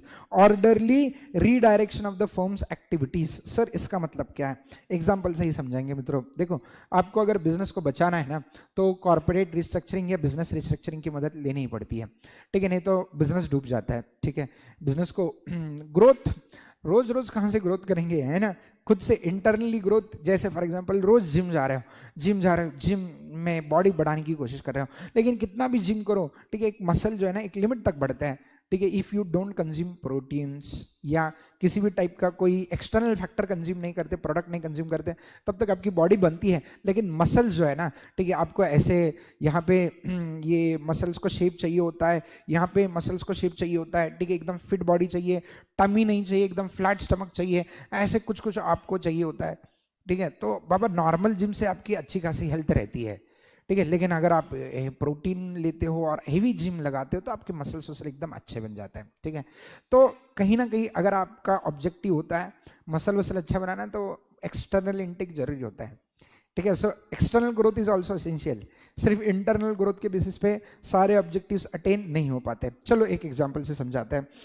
Bajaj auto, ये कंपनी तो पता ही होगी, हम सबको पता है। सर बजाज ऑटो के बारे में क्या बताए? बजाज ऑटो दुनिया की highest valued two wheeler company बन चुकी है। ओह माय गॉड सर, ये हमें पता ही नहीं था। चिंता मत करो, बहुत सारी चीजें पता चल जाएगी। सो बजाज ऑटो जो है दुनिया की highest valued two wheeler company बन चुकी है मित्रों।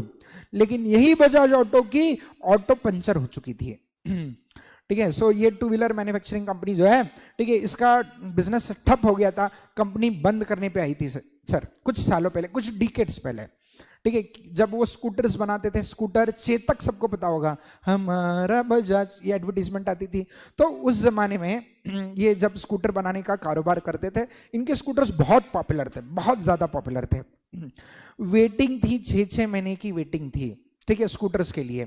ऐसा इतना इनका स्कूटर का बिजनेस पॉपुलर था। लेकिन बीच में स्कूटर का पॉपुलैरिटी जैसे खत्म हो गया, स्कूटर का पॉपुलैरिटी खत्म होने के बाद ये कंपनी को समझ में ही नहीं आ रहा था अब क्या करें, अब क्या करें, क्योंकि ये तो सिर्फ स्कूटर बनाना जानते थे, स्कूटर के अलावा कुछ बनता भी नहीं था। और इनका स्कूटर भी ऐसे था कि इनका इंजन बाहर वाला था, वो चेतक का इंजन ऐसे बाहर, यानी अगर आप साइड से किसी के साइड से गुजर जाए ना तो अपने आप उसको कट लगती थी, ठीक है। सो इतना खतरनाक वाला स्कूटर था। लेकिन तब तो मार्केट में ये अकेले थे, इसलिए बाप थे, ठीक है। लेकिन बाद में जैसे कंपटीशन बढ़ा, टू व्हीलर आने लगी, ठीक है, होंडा आ गया, बहुत सारी कंपनियां आने लगी, तो गड़बड़ हो गई इनकी, इनका मार्केट शेयर खत्म, कंपनी में नंबर ऑफ एम्प्लॉयज कम होने लगे, कंपनी खुद एम्प्लॉयज को निकालने लगी, बर्बाद हो रहे थे, ठीक है। लेकिन दिमाग लगाया, KTM को अक्वायर किया। KTM इनका ब्रांड, आपको तो लगता होगा KTM बजाज का है, नहीं मित्रों, KTM फिरंगी कंपनी है, इन्होंने इसको खरीद लिया, ठीक है। सो कौन सा रिस्ट्रक्चरिंग किया मित्रों? एक्सटर्नल, ठीक है, दैट इज कॉर्पोरेट रिस्ट्रक्चरिंग किया, ठीक है। सो इसी का एग्जांपल दिया है। Bajaj auto limited vehicle manufacturing यानी टू व्हीलर मैन्युफैक्चरिंग सेगमेंट में इन्होंने तरक्की की। स्कूटर बनाने वाली कंपनी वेस्पा, ठीक है। सो ये स्कूटर बनाने वाली कंपनी अब इतनी बढ़िया बढ़िया टू व्हीलर्स बनाती हैं। इनके टू व्हीलर्स के ब्रांड तो बहुत सारे ब्रांड्स हैं, ठीक है। सो जो ड्यूक इनका बहुत चला, ठीक है। सो KTM भी बहुत फेमस है। सो आई होप ये अब इनके कई सारी ब्रांड्स हैं टू व्हीलर्स के, ठीक है, मेरे को याद नहीं। ओके, सो टू व्हीलर चलाता हूँ मैं, ठीक है, लेकिन बजाज की नहीं चलाता, किसी दूसरे कंपनी की चलाता हूं। चलो, सो बजाज ऑटो का मार्केट कैपिटलाइजेशन आपको बता दें मित्रों, recently it has crossed 1 lakh crore, 1 lakh crore रुपए का मार्केट कैप क्रॉस कर दिया है बजाज ऑटो ने, ठीक है। इसलिए ये दुनिया की highest value two wheeler company बन चुकी है, ठीक है। चलो चलो चलो, नहीं, second point sir, second point क्या था? Orderly redirection of the firms activities. Corporate restructuring क्यों जरूरी है? फर्म के एक्टिविटीज को सही मार्ग पर लेके आए। सिर्फ स्कूटर को चलाते रहेंगे तो, ठीक है, फंस जाएगी स्कूटर आपकी। स्कूटर के बाद बाइक भी बनाना जरूरी है, बाइक के बाद इलेक्ट्रिक बाइक बनाना अब जरूरी हो गया, इसलिए इन्होंने इलेक्ट्रिक बाइक का कारोबार भी अभी शुरू कर दिया है। Orderly redirection of the firms activities के लिए कॉर्पोरेट रिस्ट्रक्चरिंग जरूरी है। उसके बाद third, deploying surplus cash from one business to finance the profitable growth in another. यानी सर इसका मतलब क्या? इसका मतलब आपके पास बहुत सारा कैश है, रिजर्व एंड सरप्लस है। अब ये रिजर्व एंड सरप्लस कितना इस्तेमाल करोगे? खुद के बिजनेस में एक्सपेंशन कर करके, ठीक है। जितने भी हिंदुस्तान में लोग हैं, सब लोग तो आपका प्रोडक्ट खा रहा है, अब किसको खिलाओगे? लोग बना के उनको खिलाओगे? मुमकिन नहीं है। तो आपके खुद के बिजनेस में ग्रोथ होने की मुमकिन नहीं है, तो किसी और के बिजनेस को ले लो, कोई और प्रोडक्ट को खरीद लो, ठीक है, deploy the resource and surplus available with you. तो कॉर्पोरेट रिस्ट्रक्चरिंग आपको यह सलाह देता है कि आपके पास बहुत सारा कैश पड़ा है तो कैश का सही इस्तेमाल कीजिएगा, ये कैश को कहीं पार्क कीजिएगा। आईटीसी का एग्जांपल दिया है, ठीक है, वैसे तो हमारा डिस्कस हो चुका था। ITC known as the manufacturer of tobacco in India, इनके पास 50,000 करोड़ के कैश रिजर्व्स है, ठीक है, 50,000 करोड़, कैन यू बिलीव। अब उसी में से 50,000 करोड़ में से 2,500 करोड़ देके, ठीक है, sunrise food products private limited को तो खरीदा है इन लोगों ने, ठीक है। चलो, सो इसलिए इसने क्या किया, जो सिर्फ पहले टोबैको एंड टोबैको प्रोडक्ट्स बनाने वाली जो कंपनी थी, वो टोबैको एंड टोबैको प्रोडक्ट से होटलिंग में, हॉस्पिटैलिटी में आ गई। देखो इनके रेंज ऑफ प्रोडक्ट्स मैंने बता दिया कैसे इन्होंने खुद को बदला है। इनके पास जो भी टोबैको बेच बेच के कैश आया था ना, ये कैश इन्होंने किन किन बिजनेस में लगाया, कौन कौन से बिजनेस शुरू किए, FMCG, hotel, paper boards and speciality papers, packing, agri business, IT business, information technology, इन सारे वर्टिकल्स में कंपनी आ गई है, ठीक है। चाहिए तो कभी टाइम मिलता है, कभी समय मिलता है, तो ये सारी चीजें जो मैं बोल रहा हूं वो कंपनियों के वेबसाइट पे जाके देखिएगा, आपको पता चलेगा, ठीक है। और बहुत सारे बच्चे ये भी पूछते हैं, सर कौन सी कंपनीज ऐसे हैं जिसमें हमने जॉब करना चाहिए, जिसमें प्रॉस्पेक्ट्स है। मित्रों, पहले लेक्चर में लिस्ट बता दी मैंने, रिलायंस इंडस्ट्रीज लिमिटेड, ठीक है, देन आईटीसी बताया, बजाज ऑटो बताया, ठीक है, ये तो 3 कंपनी यहीं पे कवर हो गई। आगे ये पहले टॉपिक का पहला पार्ट ही मैं बता रहा हूं, उसमें मैंने इतनी सारी कंपनियां बता दी। आगे पूरा लेक्चर सुनते जाइएगा, बहुत सारी दुनिया भर की कंपनियां बताऊंगा जहां पे आपको प्रोस्पेक्ट्स बहुत ज्यादा है। चलो fine. So basically corporate restructuring का फायदा क्या होता है, आपके पास जो सरप्लस कैश बाकी है, आपके बिजनेस में जो भी सरप्लस कैश बाकी है, वो सरप्लस कैश आप डिप्लॉय करोगे, कहीं और निवेशित करोगे, ठीक है, जिसके वजह से आपके बिजनेस का एक्सपेंशन भी होगा, प्रोडक्ट लिस्ट में भी बढ़ोतरी होगी, आपकी खुद की तरक्की भी होगी। Then fourth, exploiting interdependence among present और प्रोस्पेक्टिव बिजनेसेस। यानी इसका मतलब क्या, देखो हर एक बिजनेस किसी ना किसी दूसरे बिजनेस के ऊपर डिपेंडेंट रहता है। Each business is dependent on another business. जैसे मैंने वोल्टास का एग्जांपल लिया था स्टार्टिंग में, वोल्टास ने जो रेफ्रिजरेटर बनाने वाली कंपनी है, ठीक है, बहुत बढ़िया रेफ्रिजरेटर बनाती है, अच्छा मार्केट शेयर है, ठीक है, वैल्यूएशन भी अच्छा है। अब ये जो कंपनी है मित्रों, ये कंपनी चाइनीज प्रोडक्ट के ऊपर डिपेंडेंट थी। रॉ मटेरियल जब तक चाइना से नहीं आता था, तब तक अपने रेफ्रिजरेटर ठंडे नहीं होते थे। ठंडी रेफ्रिजरेटर को ठंडा करने के लिए चाइना की मदद लेनी पड़ती थी, तो कब तक इनके ऊपर डिपेंडेंट रहे, ठीक है, इंटरडिपेंडेंस तोड़ना था। तो क्या करें, ऑप्शन नंबर 1, ठीक है, जो आपका रॉ मटेरियल सप्लायर है ना, उसी को खरीद लो, कॉर्पोरेट रिस्ट्रक्चरिंग। ऑप्शन नंबर 2, वही प्रोडक्ट आप खुद बनाना स्टार्ट करो, बिजनेस रिस्ट्रक्चरिंग। लेकिन रिस्ट्रक्चरिंग करेंगे तो इंटरडिपेंडेंस खत्म हो जाएगा। एक एग्जांपल समझने के लिए, जैसे ए लिमिटेड ये 4 व्हीलर मैन्युफैक्चरिंग कंपनी है, और बी लिमिटेड जो है ना, वो 4 व्हीलर के इंजन बनाने का कारोबार करती है। ए लिमिटेड 4 व्हीलर बना के बेचने का कारोबार करती है, और इनके 4 व्हीलर के लिए जो इंजन लगता है, वो इंजन वो बी लिमिटेड से खरीदता है। बी लिमिटेड का स्पेशलिटी बस इंजन बनाने में है, इंजन बना के वो कंपनियों को देते हैं। तो ए लिमिटेड ने सीधा बी लिमिटेड को अक्वायर कर लिया, बी लिमिटेड का बिजनेस खरीद लिया। A limited acquired the business of B limited. क्यों? इंटरडिपेंडेंस जो था ना, यानी A limited which was dependent upon B limited, dependence खत्म कर दिया। तो कॉर्पोरेट रिस्ट्रक्चरिंग का ये एक मकसद होता है, किसी और के ऊपर का इंटरडिपेंडेंस खत्म करवाओ। Exploiting the interdependence among present और प्रोस्पेक्टिव बिजनेसेस, ठीक है। देन रिस्क रिडक्शन, रिस्क कम करना बहुत जरूरी है, ठीक है। एक सबसे बेहतरीन एग्जांपल रिस्क रिडक्शन का आपके सामने प्रस्तुत हो रहा है, ठीक है। देखो फेसबुक, हाँ, ये जकरबर्ग साहब जो है, मार्क जकरबर्ग, बहुत ही होशियार इंसान है, बहुत ही टैलेंटेड, इसलिए तो इतना बड़ा बिजनेस कर रहा है।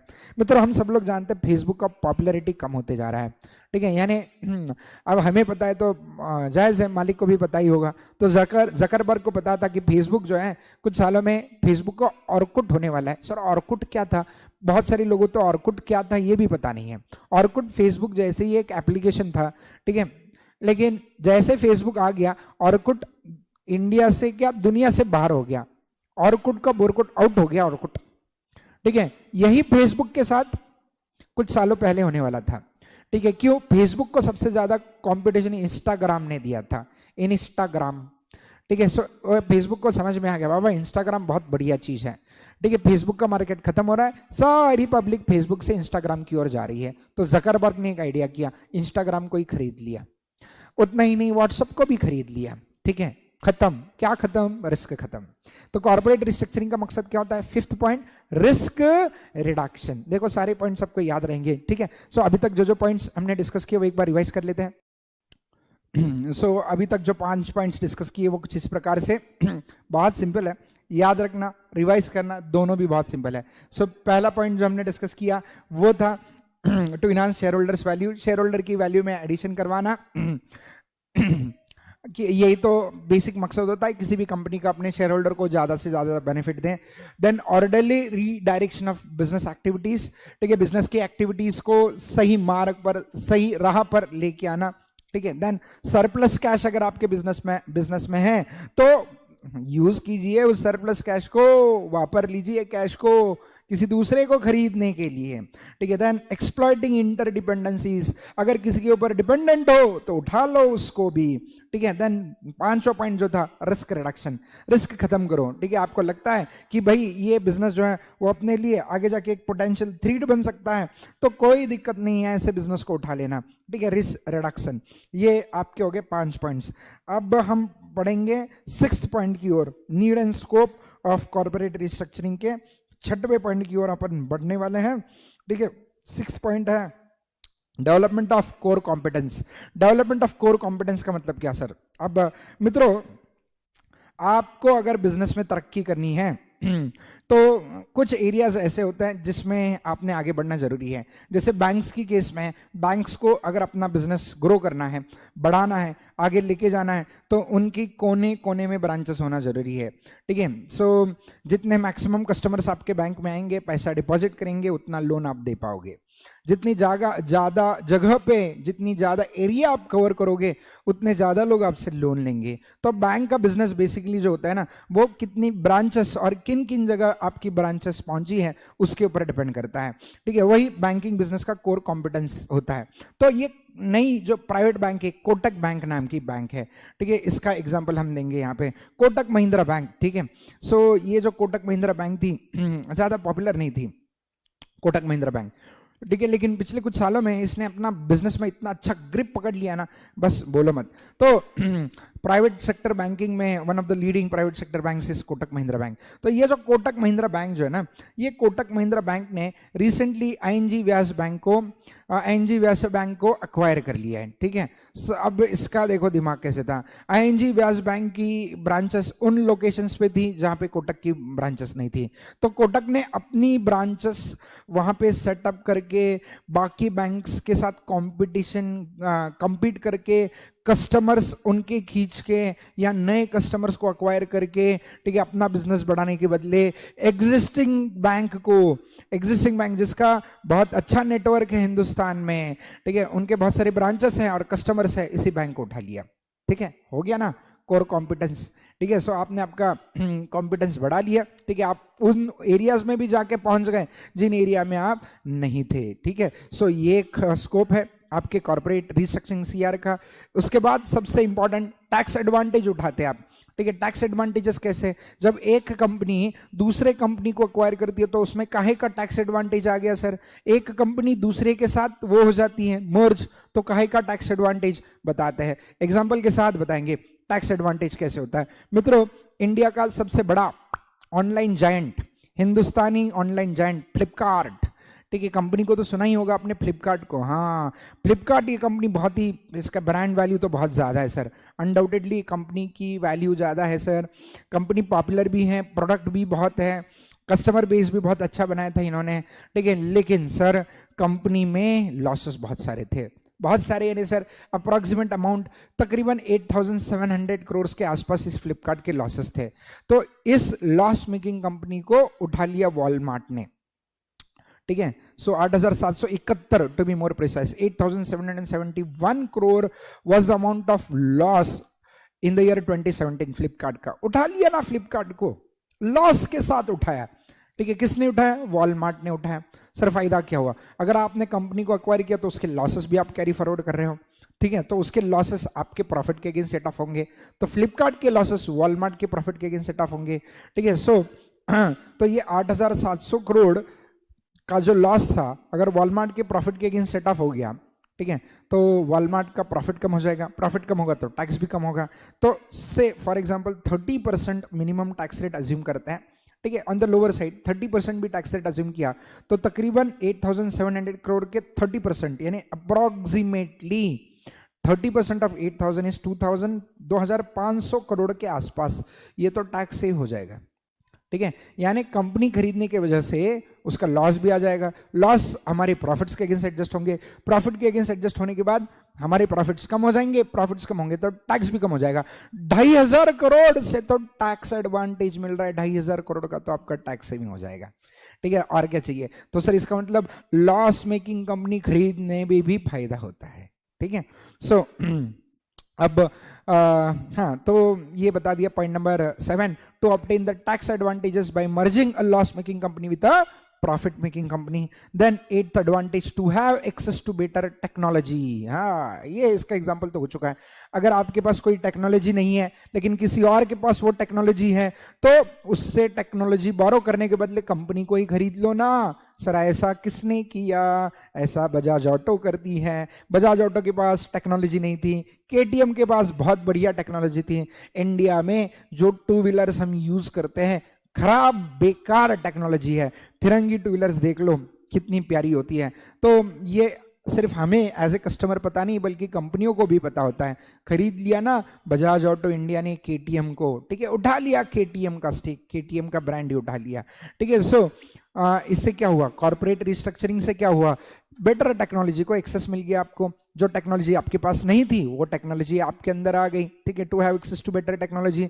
Then 9th advantage, to become globally competitive. Corporate restructuring क्यों किया जाता है? न केवल देश में हम वर्चस्व चाहते हैं बल्कि विदेशों में भी हम अपना नाम रोशन करना चाहते हैं। है कोई एग्जाम्पल सर आपके पास? अरे आप बोलो, आप सिर्फ पॉइंट बताओ, मैं आपको एग्जाम्पल दे देता हूं। टाटा मोटर्स ने ग्लोबल रिकॉग्निशन के लिए जागवार को एक्वायर कर लिया, ठीक है। सो ये जो जागवार था, ठीक है, आपका ये वाला कंपनी, ठीक है, वो आ गया ना, टाटा मोटर्स एक्वायर्ड जागवार। इससे उनको ग्लोबल रिकॉग्निशन मिल गया। नहीं केवल हिंदुस्तान बल्कि ग्लोबल नक्शे पे टाटा मोटर्स ये कंपनी कहाँ है पता चल गई मित्रों, ठीक है। उसका एक प्लांट हमारे पुणे में भी है, ठीक है। चलो, सो और शेयर की प्राइस तो मैंने हालांकि 1 साल पहले बताया था, ठीक है। सो ये टाटा मोटर्स की शेयर की प्राइस जब लुढ़क के 70, 80, 90 रुपए पे आई थी, ठीक है, तब भी, और 150 रुपए पे भी बहुत सारे बच्चों को बोला था अगर पॉसिबल है तो खरीद लो, ठीक है। टाटा जी कब क्या जादू क्या चलाएंगे पता नहीं, भगा दिया शेयर 350 तक, भगा दिया नहीं, बड़ा है, फंडामेंटली स्ट्रांग हो चुका है। चलो उसके बाद, to increase the market share. हाँ, corporate restructuring can be done with an object to increase the market share. Sir इसका तो एग्जांपल आप ऑलरेडी दे चुके हैं। वोडाफोन और आइडिया मिलके, वोडाफोन और आइडिया मिलके अब क्या हो चुका है? वीआई हो चुका है, ठीक है। सो क्या ऑब्जेक्टिव था? ठीक है, मार्केट शेयर बढ़ाना ही इनका ऑब्जेक्टिव था। सो दिस आर वेरियस, ठीक है, ये सारे के सारे हमने needs and scope of corporate restructuring discuss कर लिए। आई होप सारे के सारे समझ में आ गए और याद भी रहेंगे, ठीक है। एग्जामिनेशन में रटने की जरूरत नहीं है, याद आराम से याद करके आराम से लिखिएगा, ठीक है। सो क्या करना है? कॉर्पोरेट रिस्ट्रक्चरिंग के पीछे उद्देश्य क्या है, मकसद क्या है, जरूरत क्या है? कॉर्पोरेट रिस्ट्रक्चरिंग की जरूरत यह है कि हम हमारे शेयर होल्डर की वैल्यू बढ़ाना चाहते हैं। कॉर्पोरेट रिस्ट्रक्चरिंग क्यों करें? क्योंकि हमें हमारे बिजनेस को सही डायरेक्शन पे लेके जाना है, ठीक है, सही मार्ग पर लेके जाना है, सही पथ पर लेके जाना है, ठीक है। इसके लिए हम कॉर्पोरेट रिस्ट्रक्चरिंग करेंगे। क्यों करेंगे हम कॉर्पोरेट रिस्ट्रक्चरिंग? क्योंकि हमारे बैलेंस शीट में सरप्लस कैश पड़ा है। यह सरप्लस कैश हम हमारे बिजनेस में नहीं लगा सकते क्योंकि बिजनेस का जितना पोटेंशियल था वो अटेन हो चुका है। तो कोई दिक्कत नहीं, कैश को खाली मत रखो। गांधी जी को खाली रखेंगे तो परेशान करेंगे, कागज वाले गांधी जी। तो ये कागज वाले गांधी जी यूज करो, किस पर्पस के लिए यूज करो? किसी के दूसरे के बिजनेस को खरीदने के लिए यूज करो, ठीक है। या फिर ठीक है, अगर आप किसी के ऊपर इंटरडिपेंडेंट हो, डिपेंडेंट हो किसी के ऊपर, किसी रॉ मटेरियल के लिए, किसी सप्लाई के लिए, किसी टेक्नोलॉजी के लिए, खरीद लो उसको, ठीक है, या फिर रिस्क कम करनी है, फेसबुक इंस्टाग्राम सामने लाओ, ठीक है। फेसबुक का रिस्क था, इंस्टाग्राम बहुत बड़ा कॉम्पिटिटर बन सकता था, इंस्टाग्राम फेसबुक को खा सकता था, लेकिन उसके पहले ही फेसबुक ने इंस्टाग्राम को खा लिया, ठीक है। रिस्क रिडक्शन के लिए कॉर्पोरेट रिस्ट्रक्चरिंग किया जाता है। देन कोर कॉम्पिटेंसीज आपकी बढ़ाने के लिए कॉर्पोरेट रिस्ट्रक्चरिंग किया जाता है। लॉस मेकिंग कंपनी को खरीद के, ठीक है, आप आपके प्रॉफिट से एडजस्ट करके टैक्स एडवांटेज उठा सकते हो, तो टैक्स कम करने के लिए भी कॉर्पोरेट रिस्ट्रक्चरिंग किया जा सकता है, ठीक है। बेटर टेक्नोलॉजी पाने के लिए, ग्लोबल रिकग्निशन, ग्लोबल कॉम्पिटिटिवनेस बढ़ाने के लिए, और मार्केट शेयर आपका बढ़ाने के लिए आप कॉर्पोरेट रिस्ट्रक्चरिंग कर सकते हो। सो मित्रों, इसी के साथ हम समाप्ति करेंगे अपने पहले लेक्चर की, ठीक है। फिर मिलेंगे चलते चलते, ठीक है। सो कल आगे का डिस्कशन करेंगे मित्रों। अब बिल्कुल रुकना नहीं है, आज जितना भी डिस्कशन हुआ है मोबाइल एप्लीकेशन पे नोट्स अपलोड हो गए हैं, कृपया मोबाइल एप्लीकेशन से नोट्स देखिएगा, पॉइंट्स नोट कीजिएगा, मॉड्यूल सब कुछ कवर होने वाला है, ठीक है। सो फिर से सवाल मत पूछना, ठीक है, क्योंकि बहुत बच्चे फिर बाद में सवाल पूछते रहते हैं, सर मॉड्यूल रेफर करेगा, मॉड्यूल रेफर करेगा, इसलिए फिर से दोहरा रहे हैं, ठीक है। अगर if you are understanding what I am explaining, if you are happy with the content, if you are able to understand this, and if you have the confidence of reproducing whatever I have said, then why to refer anything else? Just refer the notes, that is more than enough, ठीक है। चलो fine, so have a nice day, फिर मिलेंगे अगले lecture के लिए। Thank you.